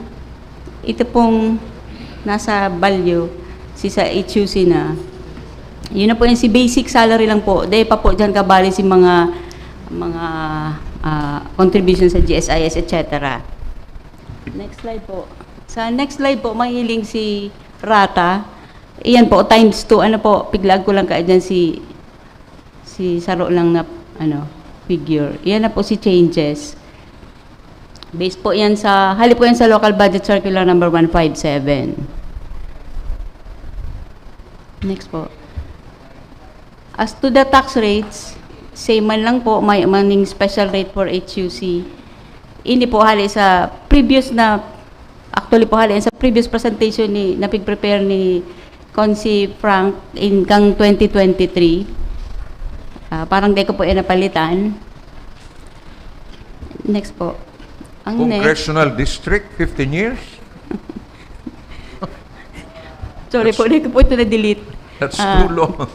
Di ba po sa initial na presentation, way back ng 2023, parang pigsasabi na, garo, dahil kumbaga suntok sa bulan pa siya, garo, ang lang is, kumbaga mapagyayabang HUC na kami. Ang next pong slide, ini po si requirements na dual. Pasado man po kita sa census. 2024 po yan na census. Pasado kita sa requirement na minimum population na 200,000. Tapos ini pong pangduwa, si latest income na nakalag po yan sa local government code na dapat at least 50 million ang income tana. Igo din po ako dyan ng slides na dapat dinilit ko. Taday ko po yan na pag-adalan pa. Next slide po. Ini po si pig research ko using AI na kung how much si 50 million ngunyan, kung mo si value niya, kang 1991 po ba, kaya kang pig tugdas po si local government code, kang 1991, ang nakalaag po luman, na dapat ang budget at least 50 million. So, how much kung magano na si value katong 50 million na tungo niya na taon, ang sabi po dyan ni AI, ang 50 million daakad to, sa ngunyan, na siya, 289,850,000 na lapas naman po kita dyan, ang budget tangan ngunyan na taon is 2.1 billion. So, next slide po. Next slide pata. Hindi ko napalitan. So, kung dumang po sa dumang requirements, pasado po talaga kita. Kailang po, ini po si next steps. Kung masurat na po, Ini po ang kaipuhanan mapaghandaan, ma-prepare si certification, hali sa BLGF, sa PSA pong certification. Tapos yan nga po na magkakaigwa ng plebiscite. Next po, so, pwede mo po kitang maging HUC sa 2027. So in other words, the approval of the President will precede the Yes po. plebiscite. Yes po, Mr. Chair. Next po. Udi na po si implication sa PS. Iyan pong figures kang 2024, iyo po yan sa second column po. Iyan po si approved na PS budget kang 24. Ang PS ceiling ta po that time, iyan nasa third. Tapos ini po si pigbawas na mga wave items. Yan po dyan si mga terminal leave, medical allowance. Kaya ang naging, kumbaga, pasado kita kang pigbawas si wave items. Yan po dyan si PS kang mga LEEs. Pasado pa po kita, more than enough kang 24. Pang 25 po, 2 billion na lang siya. Ngunyan na taon po, 10. Tapos, yan pong pinakababang row. Pig-compare me lang po na kumbaga, halimbawa, HUC kita ngunyan. How much ang pagkakaiba? So, negative po kita ng 5 million. Pero po, ang computation man kakan, si income man ganyan. So, kung siguro po, hihigusan ta sa ng income, kaya man. Pag negative, exceed sa PSC. Iyo po, nag-exceed. Iyan po si dapat na igwa pa kitang allowable. So what's that 5 million, negative 5 million? Ang ano po dyan is, ang pag-isip ko po, ang pagkwenta ko yan is, kung halimbawa po na HUC kita ngunyan, and ang budget is, si budget naman talaga ngunyan, kulang po. Ma-negative po kita. Negative. Masosobrahan ta po itong PS ceiling na vis-a-vis 45%. May limit po kaya bagang 45%. Ito lang, hanggang duman lang sa, kumbaga si budget ang 45% kato, igwa pa siya sa ining halaba na computation po, Mr. Chair, pero malalampasan ta po itong allowable lang na dapat hanggang duman lang ang pangsahod ta. Na dapat po, mas dakol as sa operations than si PS. Okay. Other questions? Councilor Rosales? Chairman, we thank the City Budget Officer for this presentation of her. I mentioned during the committee hearing where we took up this item that if in case the city government would not have sufficient funds to meet the needed increases in the salary grades as an effect of the declaration of the city as a highly urbanized city, we have options. The first option is not to implement the increase, but we will still be a highly urbanized city, or to prorate the necessary increases. However, that option would have a negative impact to the rank and file employees. So that's our options, Mr. Chairman. But the point is, we are not bound to implement what our funds will not allow. Thank you, Councilor Rosales. So I believe we have a motion coming from Councilor Nathan Serio. But are there other questions from the members of the council? No more questions, so proceed with your motion. Excuse na ba ako? Move, Mr. Chair, that we pass the proposed resolution of Councilor Yel Rosales. We pass this on joint collective motion, requesting the President of the Republic to declare the city of Naga as a highly urbanized city. On joint and collective motion. Thank you. Okay. No objection? Yeah, Mr. Chairman, I just like to clarify that the resolution originally passed by this representation was revised as a result of the discussions at the committee hearing. I've incorporated in that revised draft the circumstances which had already occurred, such as the passage of a previous resolution by the 15th Sangguniang Panlungsod last October of 2022, and the submission of the requirements such as the certification from the City Treasurer as reviewed and approved by the Department of Finance and from the Philippine Statistics Office. Both documents were already submitted to the Office of the President. So this resolution is just a reiteration of that earlier request and resolution of the 14th Sangguniang Panlungsod. Okay, thank you very much, Councilor Rosales. Councilor Valdemoro. Thank you, Mr. Chair. Mr. Chair, may I suggest, if the proponent is amenable, is to, when the, upon submission of this approved resolution, may we know from the Secretariat if we have a copy from the BGLF of the certification as to the income, and also the certification from PSA that we already attained the required number of population for them to be attached in this approved resolution for submission to the Malacanang. Do we have a copy? Madam Secretary.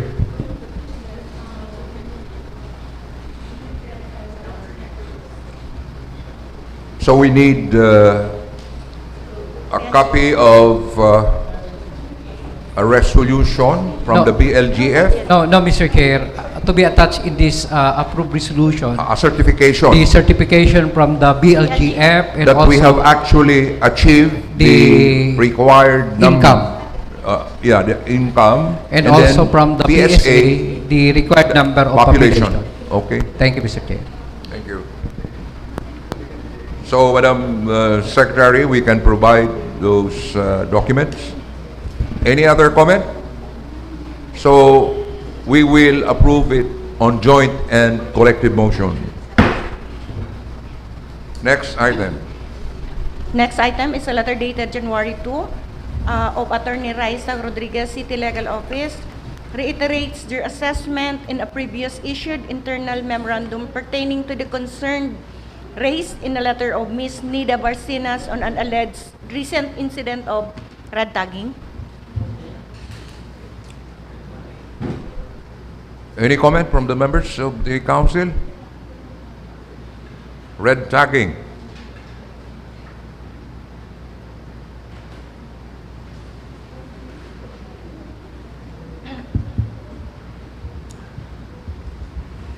Mr. Chairman, I believe that matter Yes. is pending with the Committee on Human Rights.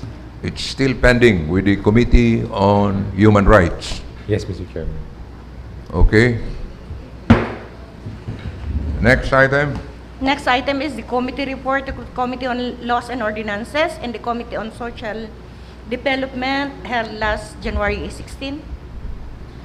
Committee on Laws and Ordinances and the Committee on Social Development.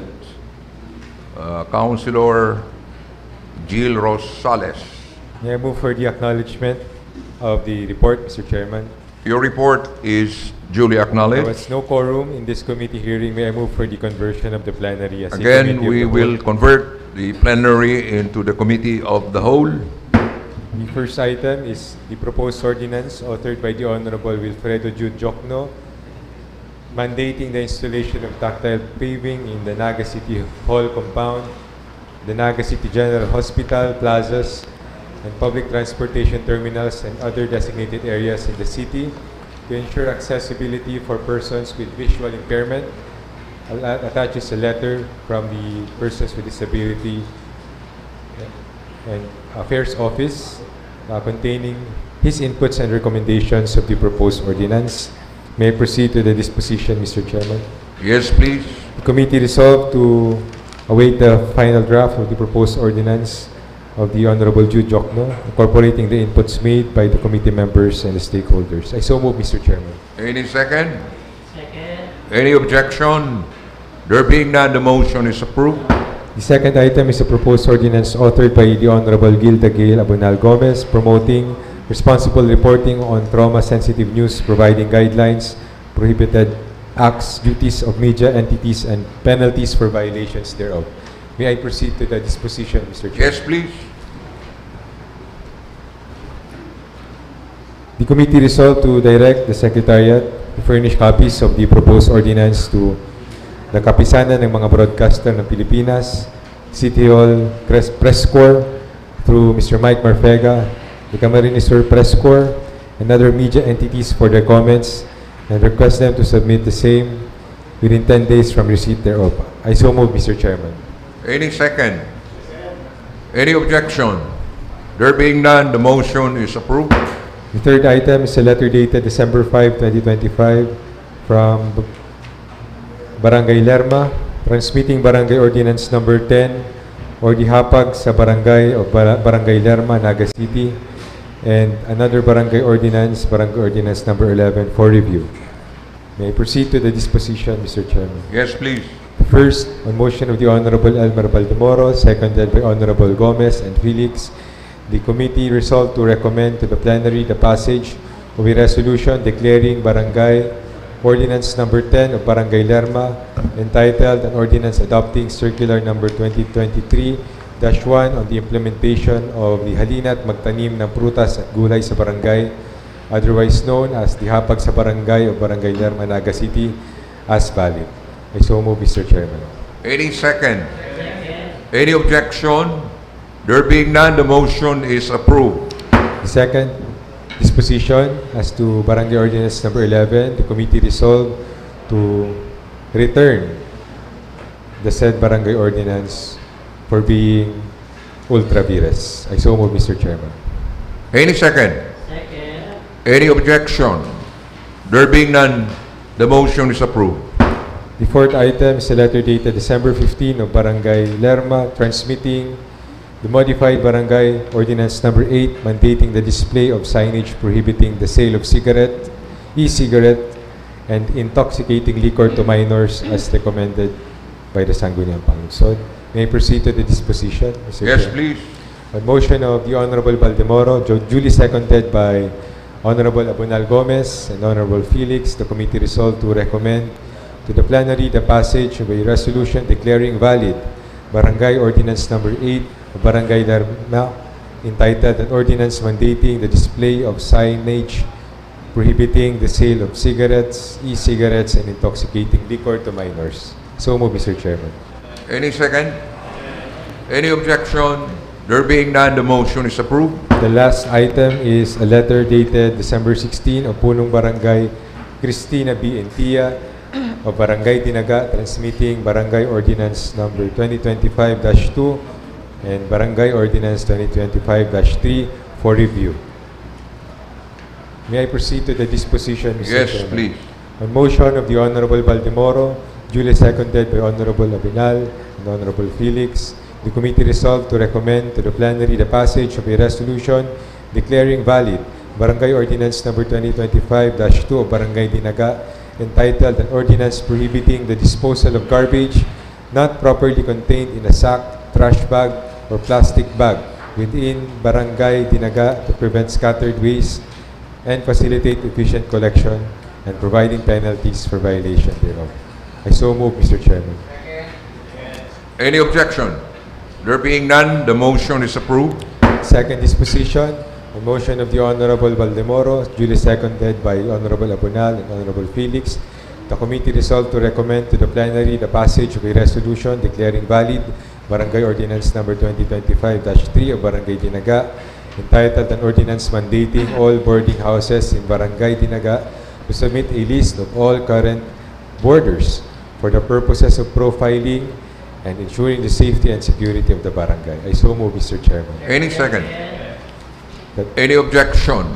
There being none, the motion is approved. That ends my report, Mr. Chairman. Thank you, Councilor Thank you. Jill Rosales. We wish to acknowledge the presence of the Department Head of the City Social Welfare and Development Office, Madam Annabel Vargas, and another department head, Mr. Ruel Oliver. Okay. Next is the proposed ordinance authored by the Honorable Gil G. Rosales mandating the registration of all canine pets in Naga City providing fees and penalties for violations thereof. Pending, Mr. Chairman, with the Committee on Public Safety. Okay, thank you.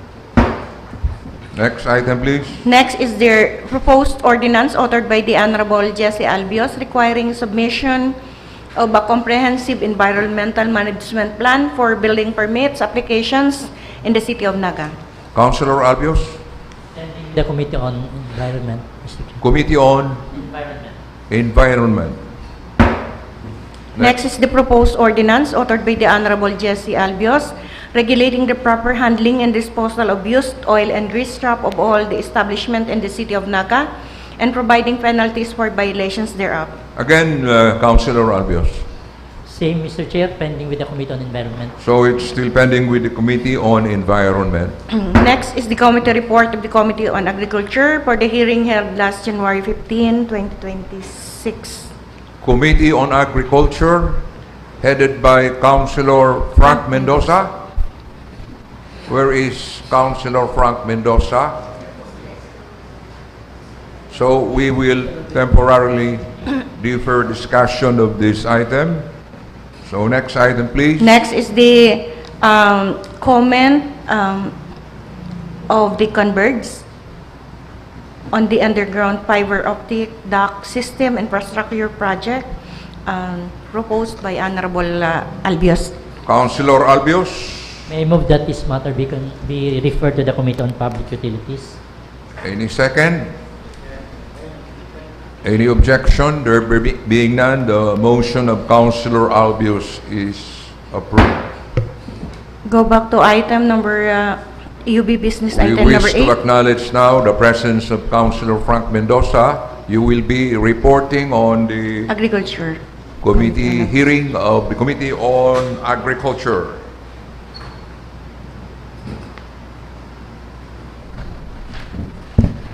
Thank you, Mr. Chair. May I request acknowledgement of the report of the Committee on Agriculture. Your report is duly acknowledged. The committee hearing was held last January 15 and there was no quorum. No quorum, so again, we will convert the plenary into the Committee of the Whole. First item, proposed ordinance authored by this representation instituting the direct procurement of palay and rice from Naga City farmers pursuant to the Sagip-Saka Act and adopting the GPPB guidelines on negotiated procurement, thus Sagip-Saka.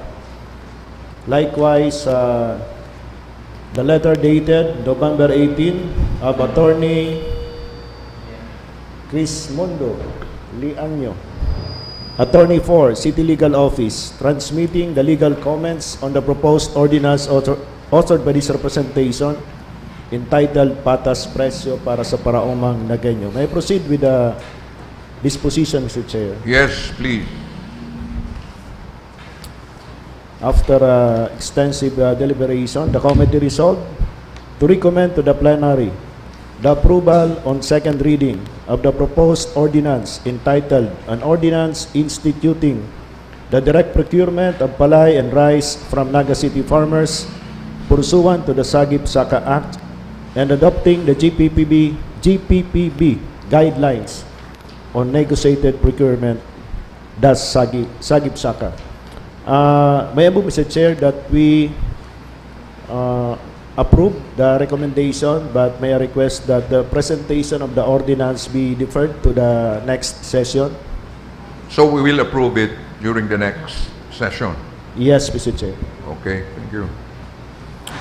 Next item, proposed ordinance authored by this representation establishing the Naga City Farmers' Choice Program, providing a facility for the acquisition of farm inputs and prescribing mechanism for its sustainable implementation. Likewise, under the same item is the letter dated November 28 of Mr. Ernesto Asense, Acting City Agriculturist, containing his comments on the proposed ordinance establishing the Naga City Farmers' Choice Program, providing a credit facility for the acquisition of farm inputs and prescribing mechanism for its sustainable implementation, and on proposed ordinance instituting the direct procurement of palay and rice from Naga City farmers. May I proceed with the disposition, Mr. Chair? Yes, please. The committee resolved to defer consideration to allow the proponent to further study and review the provisions of the proposed ordinance. So, Mr. Chair. Any second? Any objection? There being none, the motion is approved. There being no other item, the committee adjourned. Thank you, Councilor Frank Mendoza. Next item, please. Next is a letter from Globe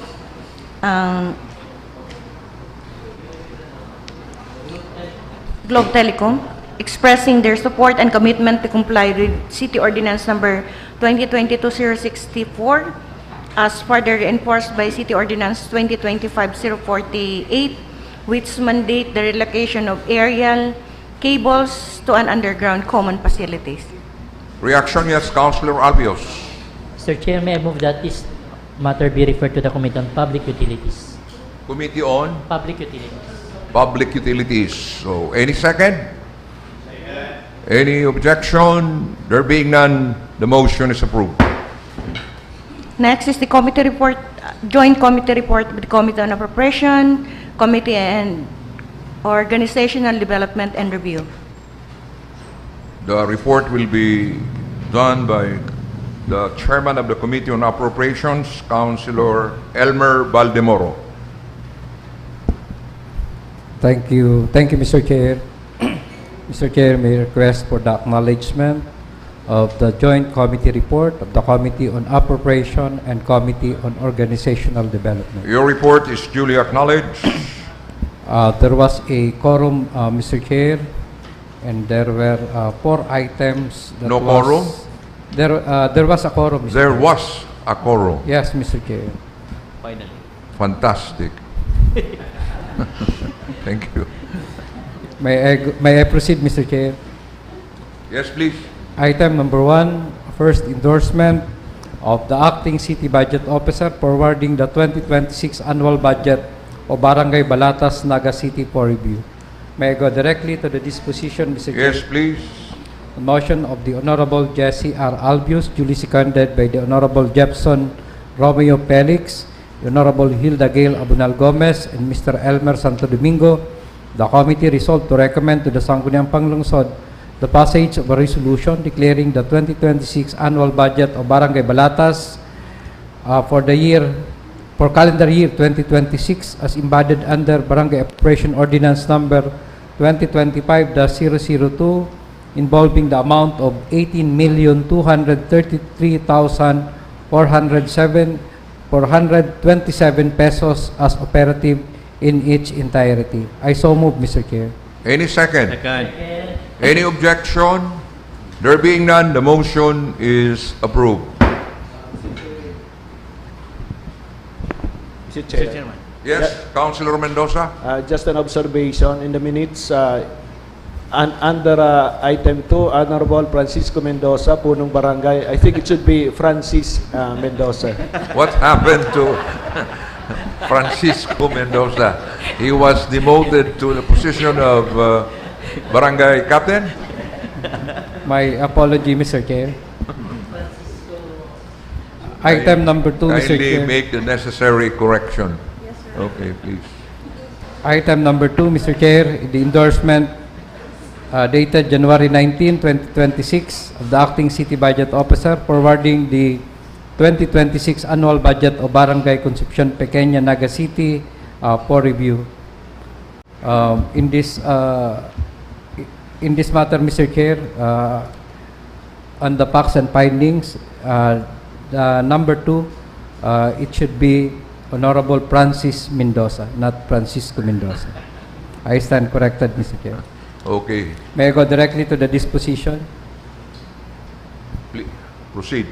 On motion of the Honorable Jesse R. Albius, duly seconded by the Honorable Jepson Romeo Felix and Honorable Hilda Gail Abunal Gomez and Mr. Santo Domingo, the committee resolved to recommend to the Sangguniang Panlungsod the passage of a resolution declaring the 2026 annual budget of Barangay Concepcion Pequeña, Naga City for calendar year 2026 embodied under Barangay Operation Ordinance Number 2025-001 involving the amount of 39,048,846 pesos as operative in its entirety.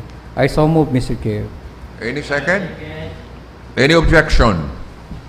There being none, the motion is approved.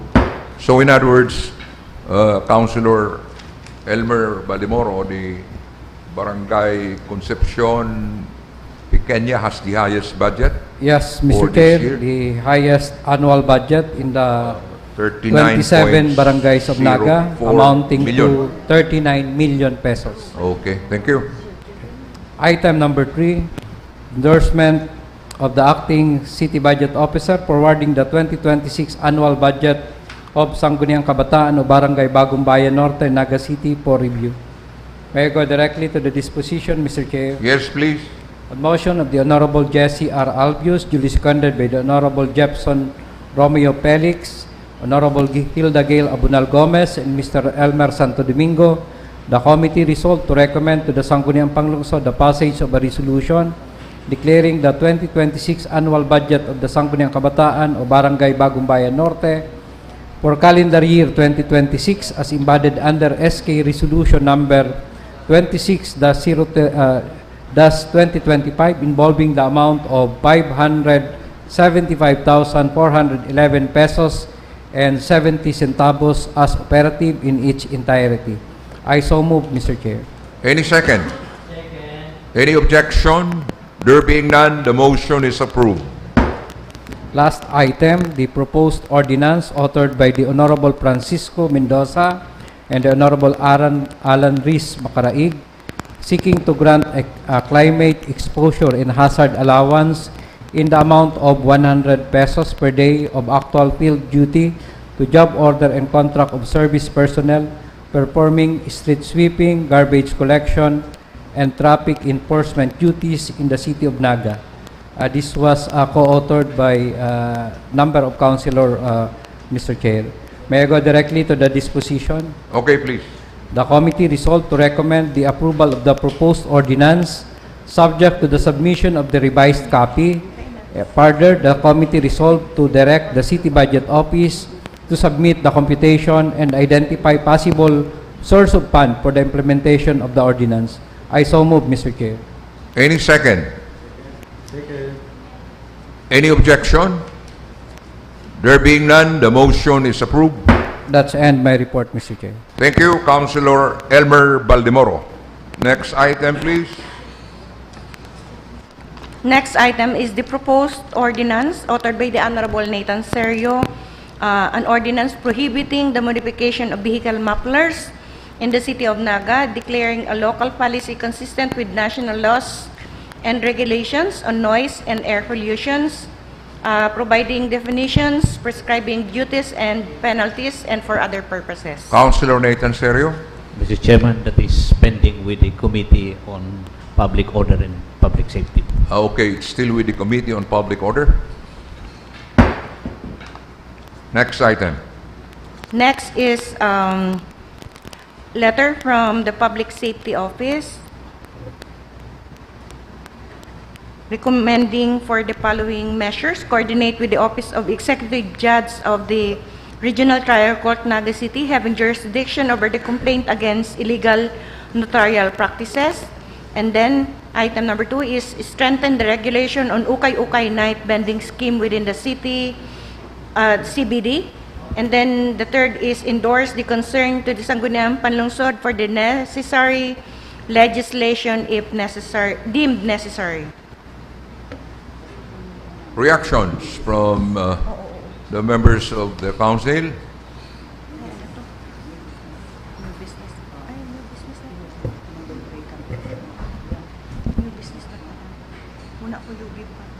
So shall we just take note of this particular letter coming from the PSO chief?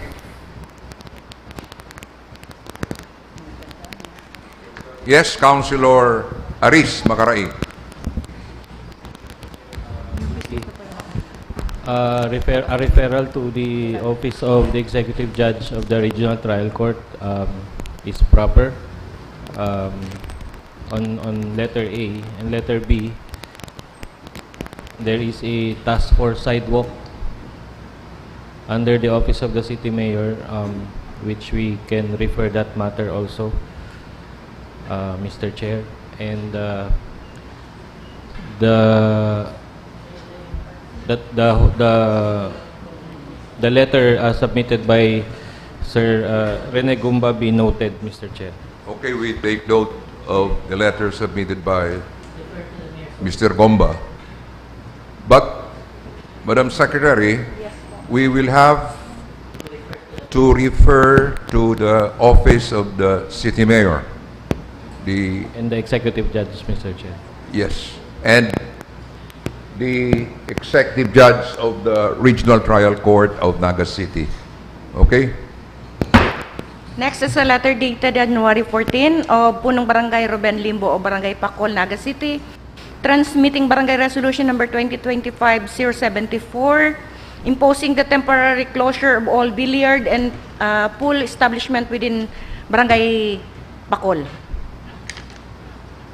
Reactions?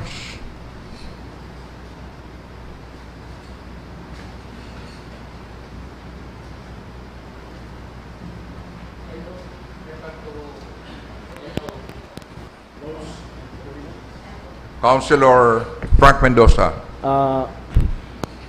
That matter can be referred, I move that the same be referred to the Committee on Laws and Ordinances. Committee on? Laws. Committee on Laws and Ordinances. Okay, Committee on Laws and Ordinances. Next is a resolution number 2026-02 of the Sangguniang Barangay of Liboton, requesting the endorsement of the city mayor in the Sangguniang Panlungsod in the formalization of the conveyance of a parcel of land intended for barangay facilities of Barangay Liboton, Naga City. Councilor Albios, can you react to this particular item?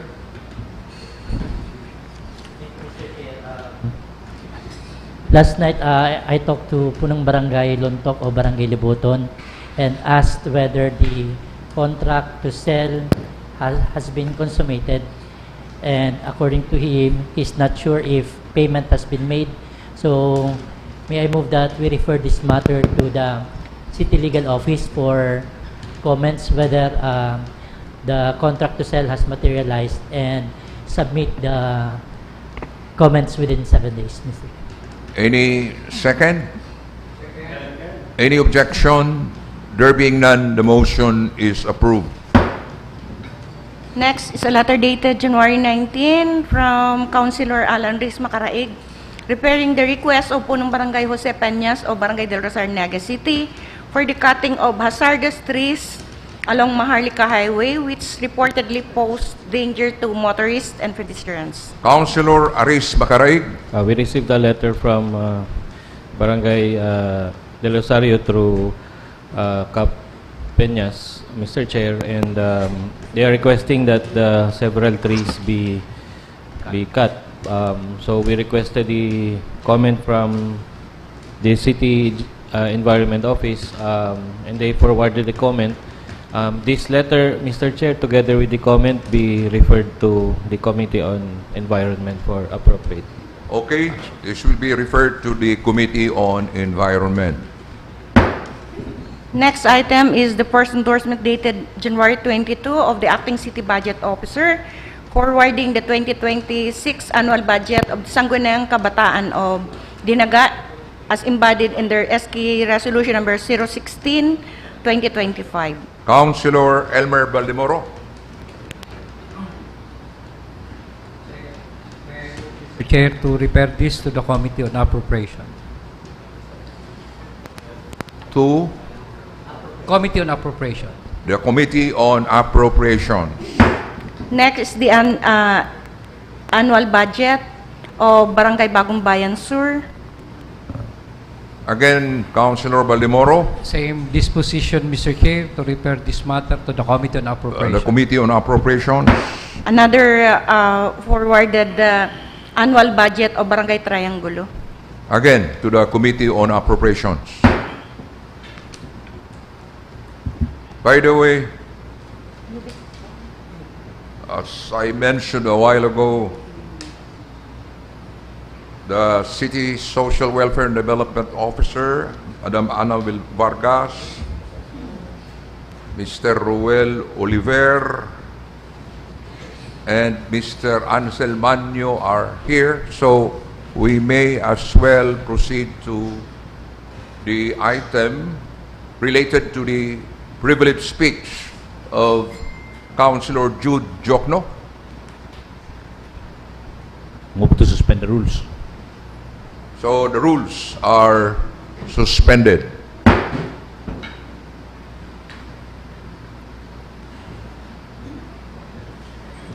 May we invite the CSWDO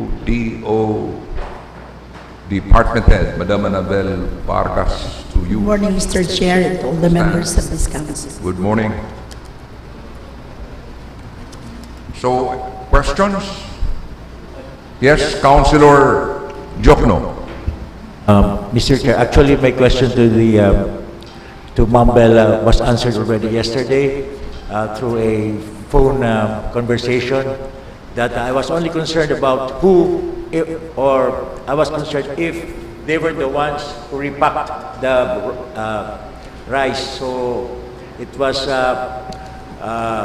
they say that the rice was delivered already repacked. So on the point of the SWD, I'm sure they have nothing to do with the substandard rice procurement. So that's Madam Annabel Vargas. Yes, sir. The role of the CSWD during the Pascuan is to, but the rice was already packed, delivered. So we were not the one who repacked the rice. It was delivered already packed at 5 kilos per bag. Any other question? Yes, Councilor Mendoza. Just for the sake of transparency, Mr. Chair, I would like to pose several questions. Number one, who supplied the substandard rice? It was the Magaraw Cooperative. How many sacks were they able to supply? The Magaraw delivered the second tranche or the additional packs of rice. The second, yung repeat order po. So, it was delivered by 12,492 packs at 5 kilos per pack. So, along the way, there was a batch na makanus talaga si delivery. And accordingly, sabi ninda, garo nasa 3,000 packs na pigpa 5 kilos ang bakong magayon na bagas. Pero out of the 3,000 packs, there were only 372 returned na bagas po na pigribayan ni.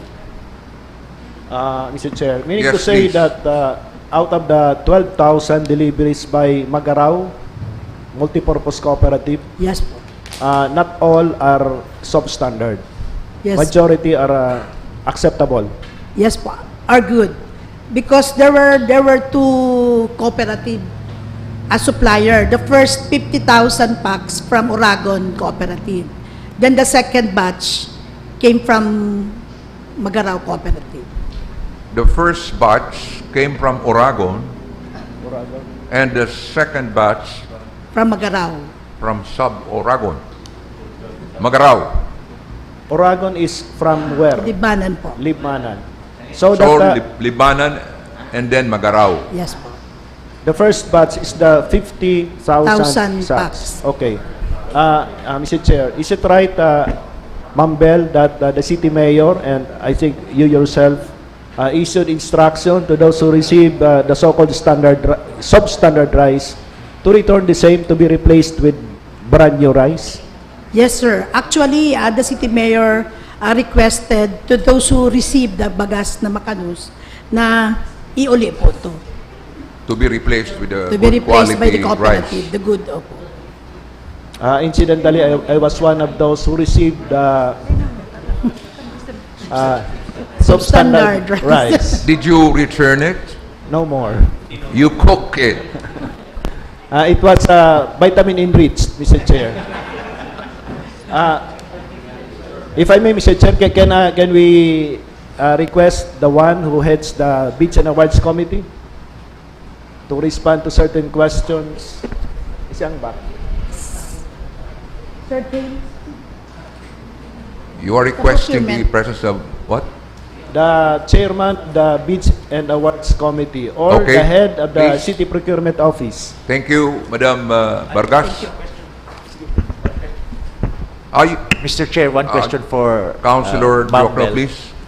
Have Your you- question is addressed to Councilor Department Head Vargas. Ma'am, have you established which cooperative the substandard rice came from? Yes po, Magaraw Cooperative. Magaraw. Okay. Thank you. Thank you. Okay, thank you. So, Thank you po. Councilor Nathan Serio. Mambel, kan pig-deliver tabi itong pig-apuntang substandard na 3,000 packs. Yung last delivery. Dahil nakitang oportunidad na i-inspect ito o parang quality control. Actually po, nakasealed na kaya yan. Silyado na. Silyado na So siya. dahil na nindun na hiling. Dahil minanahiling. Kaya po nga ni Garo learning lesson sa mo na comes this 2026 Paskuhan, dapat siguro po ang bagas nakapak na duman sa cellophane sa plastic na transparent. Sa kamakuha ka mong sample hilingon kung ano si deliveries, kada deliveries. Opo. Tangari. Noted po. Sigurado kita, dahil mag-backfire.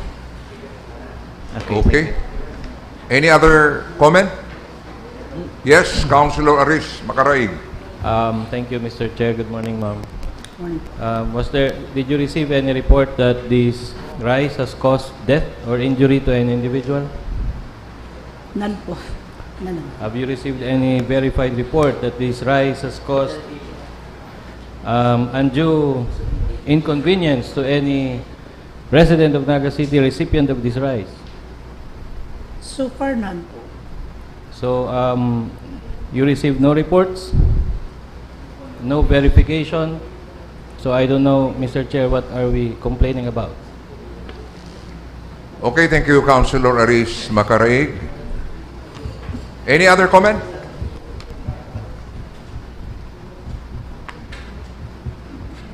So we will request the head of Procurement. the procurement office. Thank Thank you you, very much po. Madam Vargas. Good morning po, Mr. Chair. Yes, Honorable Councilor Councilors. Mendoza. Thank you, Mr. Chair. May I ask the head of the City Procurement Office what mode of procurement was used? The mode of procurement that was resorted by the Bids and Awards Committee at that time was negotiated procurement sa Gipsaka po. Does that mode of procurement require bidding or just posting? No, sir. Sa negotiated procurement sa Gipsaka does not require posting. Only a number of modes of procurement are required, namely competitive bidding or anything that is competitive in nature and NGO participation po under negotiated procurement. Just to clarify, does it require competitive bidding? No, sir. Direct contracting to farmers or farmer enterprises and fishermen po. Okay. So for transparency, Mr. Chair, the mode of procurement does not require bidding. Only direct procurement. Kumbaga may kaulay, kung isa man ng mga farmer, pwedeng kaulayon na tulos, direkta. So that would respond to the query whether there was a public bidding. Second, how much was the price? Oh, so placing the price po, sir, is the approved budget is 37 pesos per kilo. 37 pesos is for all the batches, including all, those opo. coming from Libmanan. All po, including the additional, sir. Okay. Actually, 37 is quite low Low po. by today's prices. Pero ito pong first batch, they are palatable. Okay man po. Nagkataon lang na may a small portion na medyo talaga bakong gaya magayon. Yes po. So with that, Mr. Chair, I have no further question. Thank you Thank po. you. Councilor Nathan Serio, please.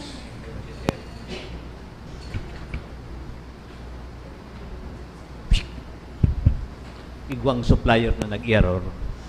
Ano next Christmas makikidil pa kita sa ida? No intention to preempt po, sir, because it is within the decision of the Bids and Awards Committee.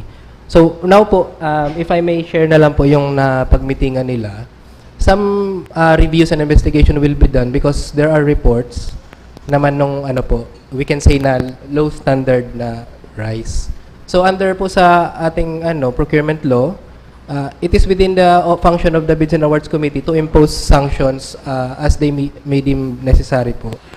They only need na lang po yung complete documents po na makakapag-support for, first po, mag-letter na muna po dun sa supplier, requesting them to show cause why they should not be suspended for the future procurement po of that rice. Yun pa lang po yung magagawa po ng Bids and Awards Committee. Okay, thank you. Any other comment or question? Councilor Rosales. I'm just curious, Mr. Chairman, if there were no Naga City cooperatives involved or intending to supply the needed rice during the last distribution, because our suppliers, as mentioned, are from outside Naga City. Yes. So they are outside Naga cooperatives. So were there no Naga Libanan cooperatives? and Magaraw. So, perhaps you can prioritize Naga cooperatives, Mr. Chairman. okay, thank you. Yes po. Other questions, please? Comments? From Councilor Mendoza. Just comment, Mr. Chair. Ang problema kaya din nakakasupply ang mga Naga farmers because the quantity needed is in the thousands and no single farmer can supply the requirement. Pero under the regulations of the GPPB, procurement for agricultural produce through direct procurement from farmers can be made by lot. Kumbaga kung kayo puntang 1,000 sacks, we can divide it into several small lots so that small farmers can participate. So siguro itong next procurement, by lot na, tanganing dawa sa radit na farmer can also participate in the procurement. Okay, thank you. Any other comment or reaction or question? Councilor Baldemoro, the author of this discussion. Mr. Chair, may we know, since the matter emanate from the privileged speech of the Honorable Jokno, may we know from the Honorable Jokno if the answer of the department heads and head of the procurement satisfy the questions arising from his privileged speech? Councilor Jokno? Yes, Mr. Chair. I think all the questions I have raised have been answered. Just one last question. What took us so long to name the supplier?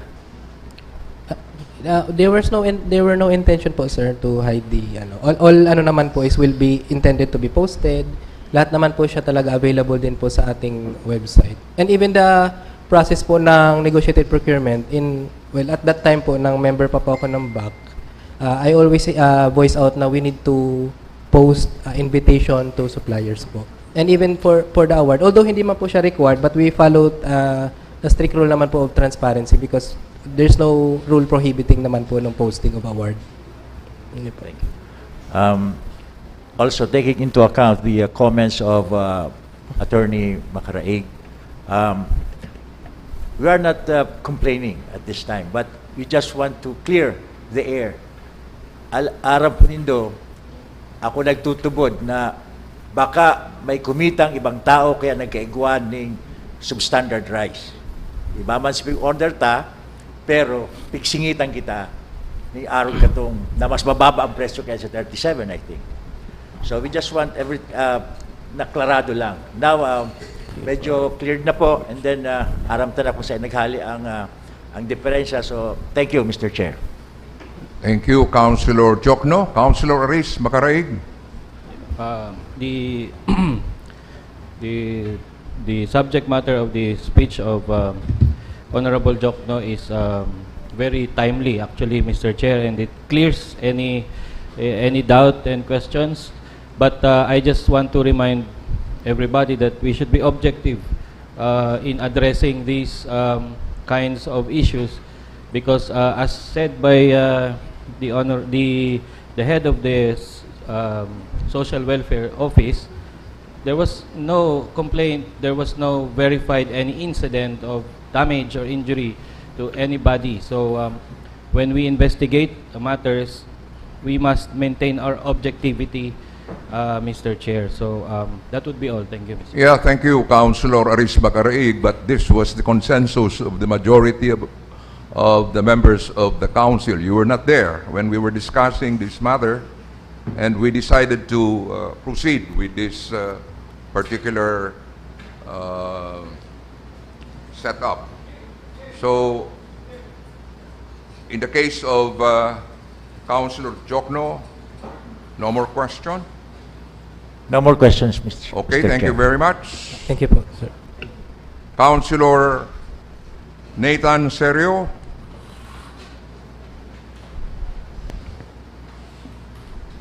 Mr. Chair, I believe that all questions have been answered satisfactorily.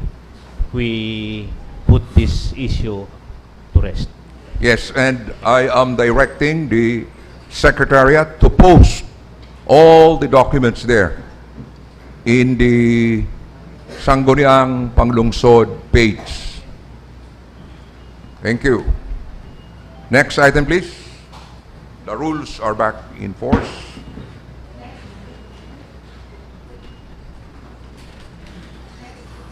Hello.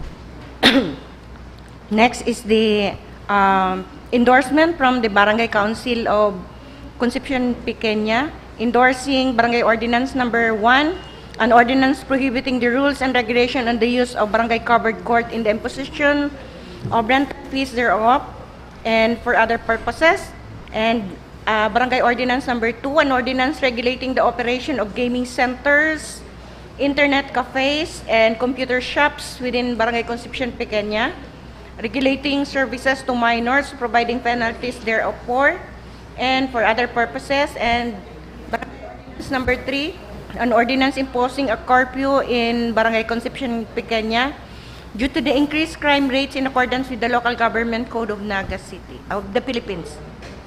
And laws and ordinances, Mr. Chairman. Laws and ordinances. Next item, please. Next item is the proposed ordinance authored by the Honorable Elmer Balimoro, an ordinance mandating the distribution of the social pension for indigent solo parents in the city of Naga through an automated teller machine-based system, providing for implementation, reporting, and bank partnership, and for the other purposes. Councilor Balimoro. Chair, to refer this to the Committee on Social Development. Any second? Second. Any objection? There being none, the motion is approved. Next is the letter dated January 23 from the CPDO, submitting their technical evaluation of the documents of on-site development project submitted by Engineer Rolando Campillos of the HSDO relative to his application for preliminary approval and occasional clearance of the proposed Panikwason Barangay site housing project located in Barangay Panikwason, this city. Councilor Albios, please. May I move, Mr. Chair, that this matter be referred to the Committee on Land Use? Any second? Any objection? There being none, the motion is approved. Next item, please. Next is the letter of Barangay Abella vendors requesting for a permit, requesting for accreditation of their association.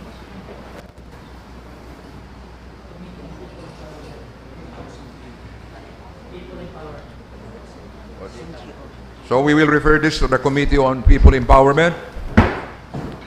Next is the endorsement of barangay budget of SK of Barangay Kararayan, this city. Committee on Appropriations.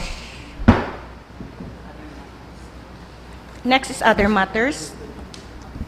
Item number 1 is a letter dated January 19 of Trinity Mayor and Efren Ramos, BACC spokesperson, and we already discussed the matter. We already Yes. tackled that. Item number 2 is a letter dated January 19 of the City Mayor respectfully inviting the members of the Sangguniang Panlungsod to participate in the upcoming Transport and Mobility Summit on January 31st. By the way, are we now on new Other business? Other matters? Other matters? Yes po. Other matters na po. My goodness. Okay, please.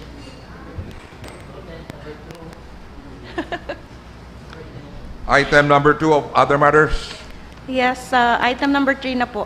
Item number 3 is a letter dated January 19 Madam of... Secretary, please be very careful with the reading of the items there. Yun po. Okay, please proceed. Number 3 of the other matters, letter dated... Yes, Councilor Baldimoro. On item number 2, the other matters, the request of the City Mayor is 1, the participation of the members of the Sanggunian in the upcoming Transport and Mobility Summit on January 31, 2026.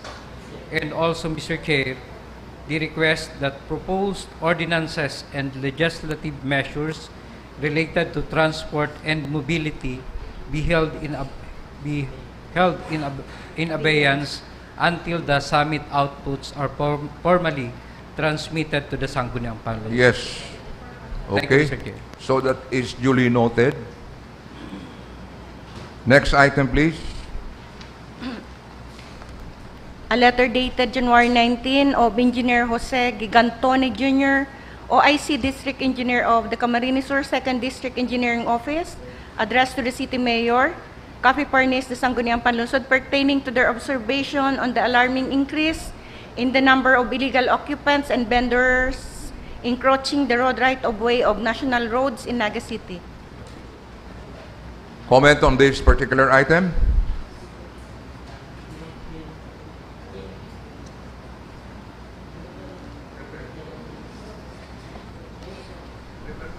Councilor Albios?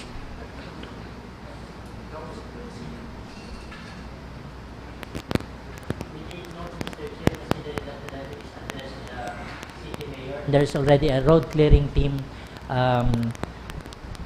set up by the Office of the City Mayor. You are proposing that we We take note, Mr. Chair, Take considering note that of this. the letter is addressed to the City Mayor and addressed to the Sangguniang Panlungsod. Okay, we take note of this.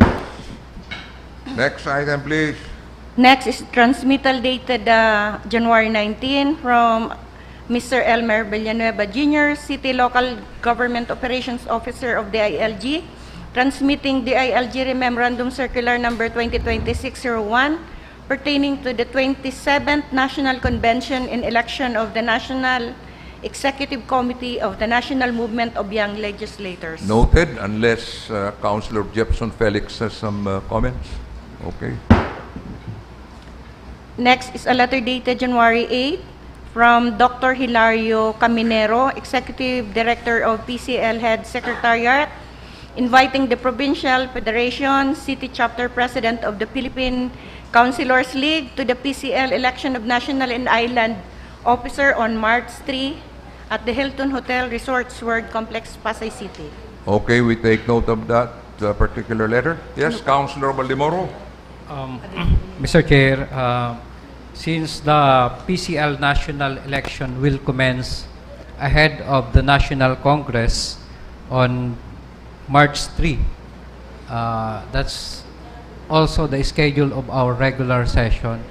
So may I request, Mr. Chair, for the resetting of our regular session instead of March 3 be held on March 2, Monday, same time. March 2. 2. That Yes. will be the next regular session? No. Yes. On March, Mr. Chair.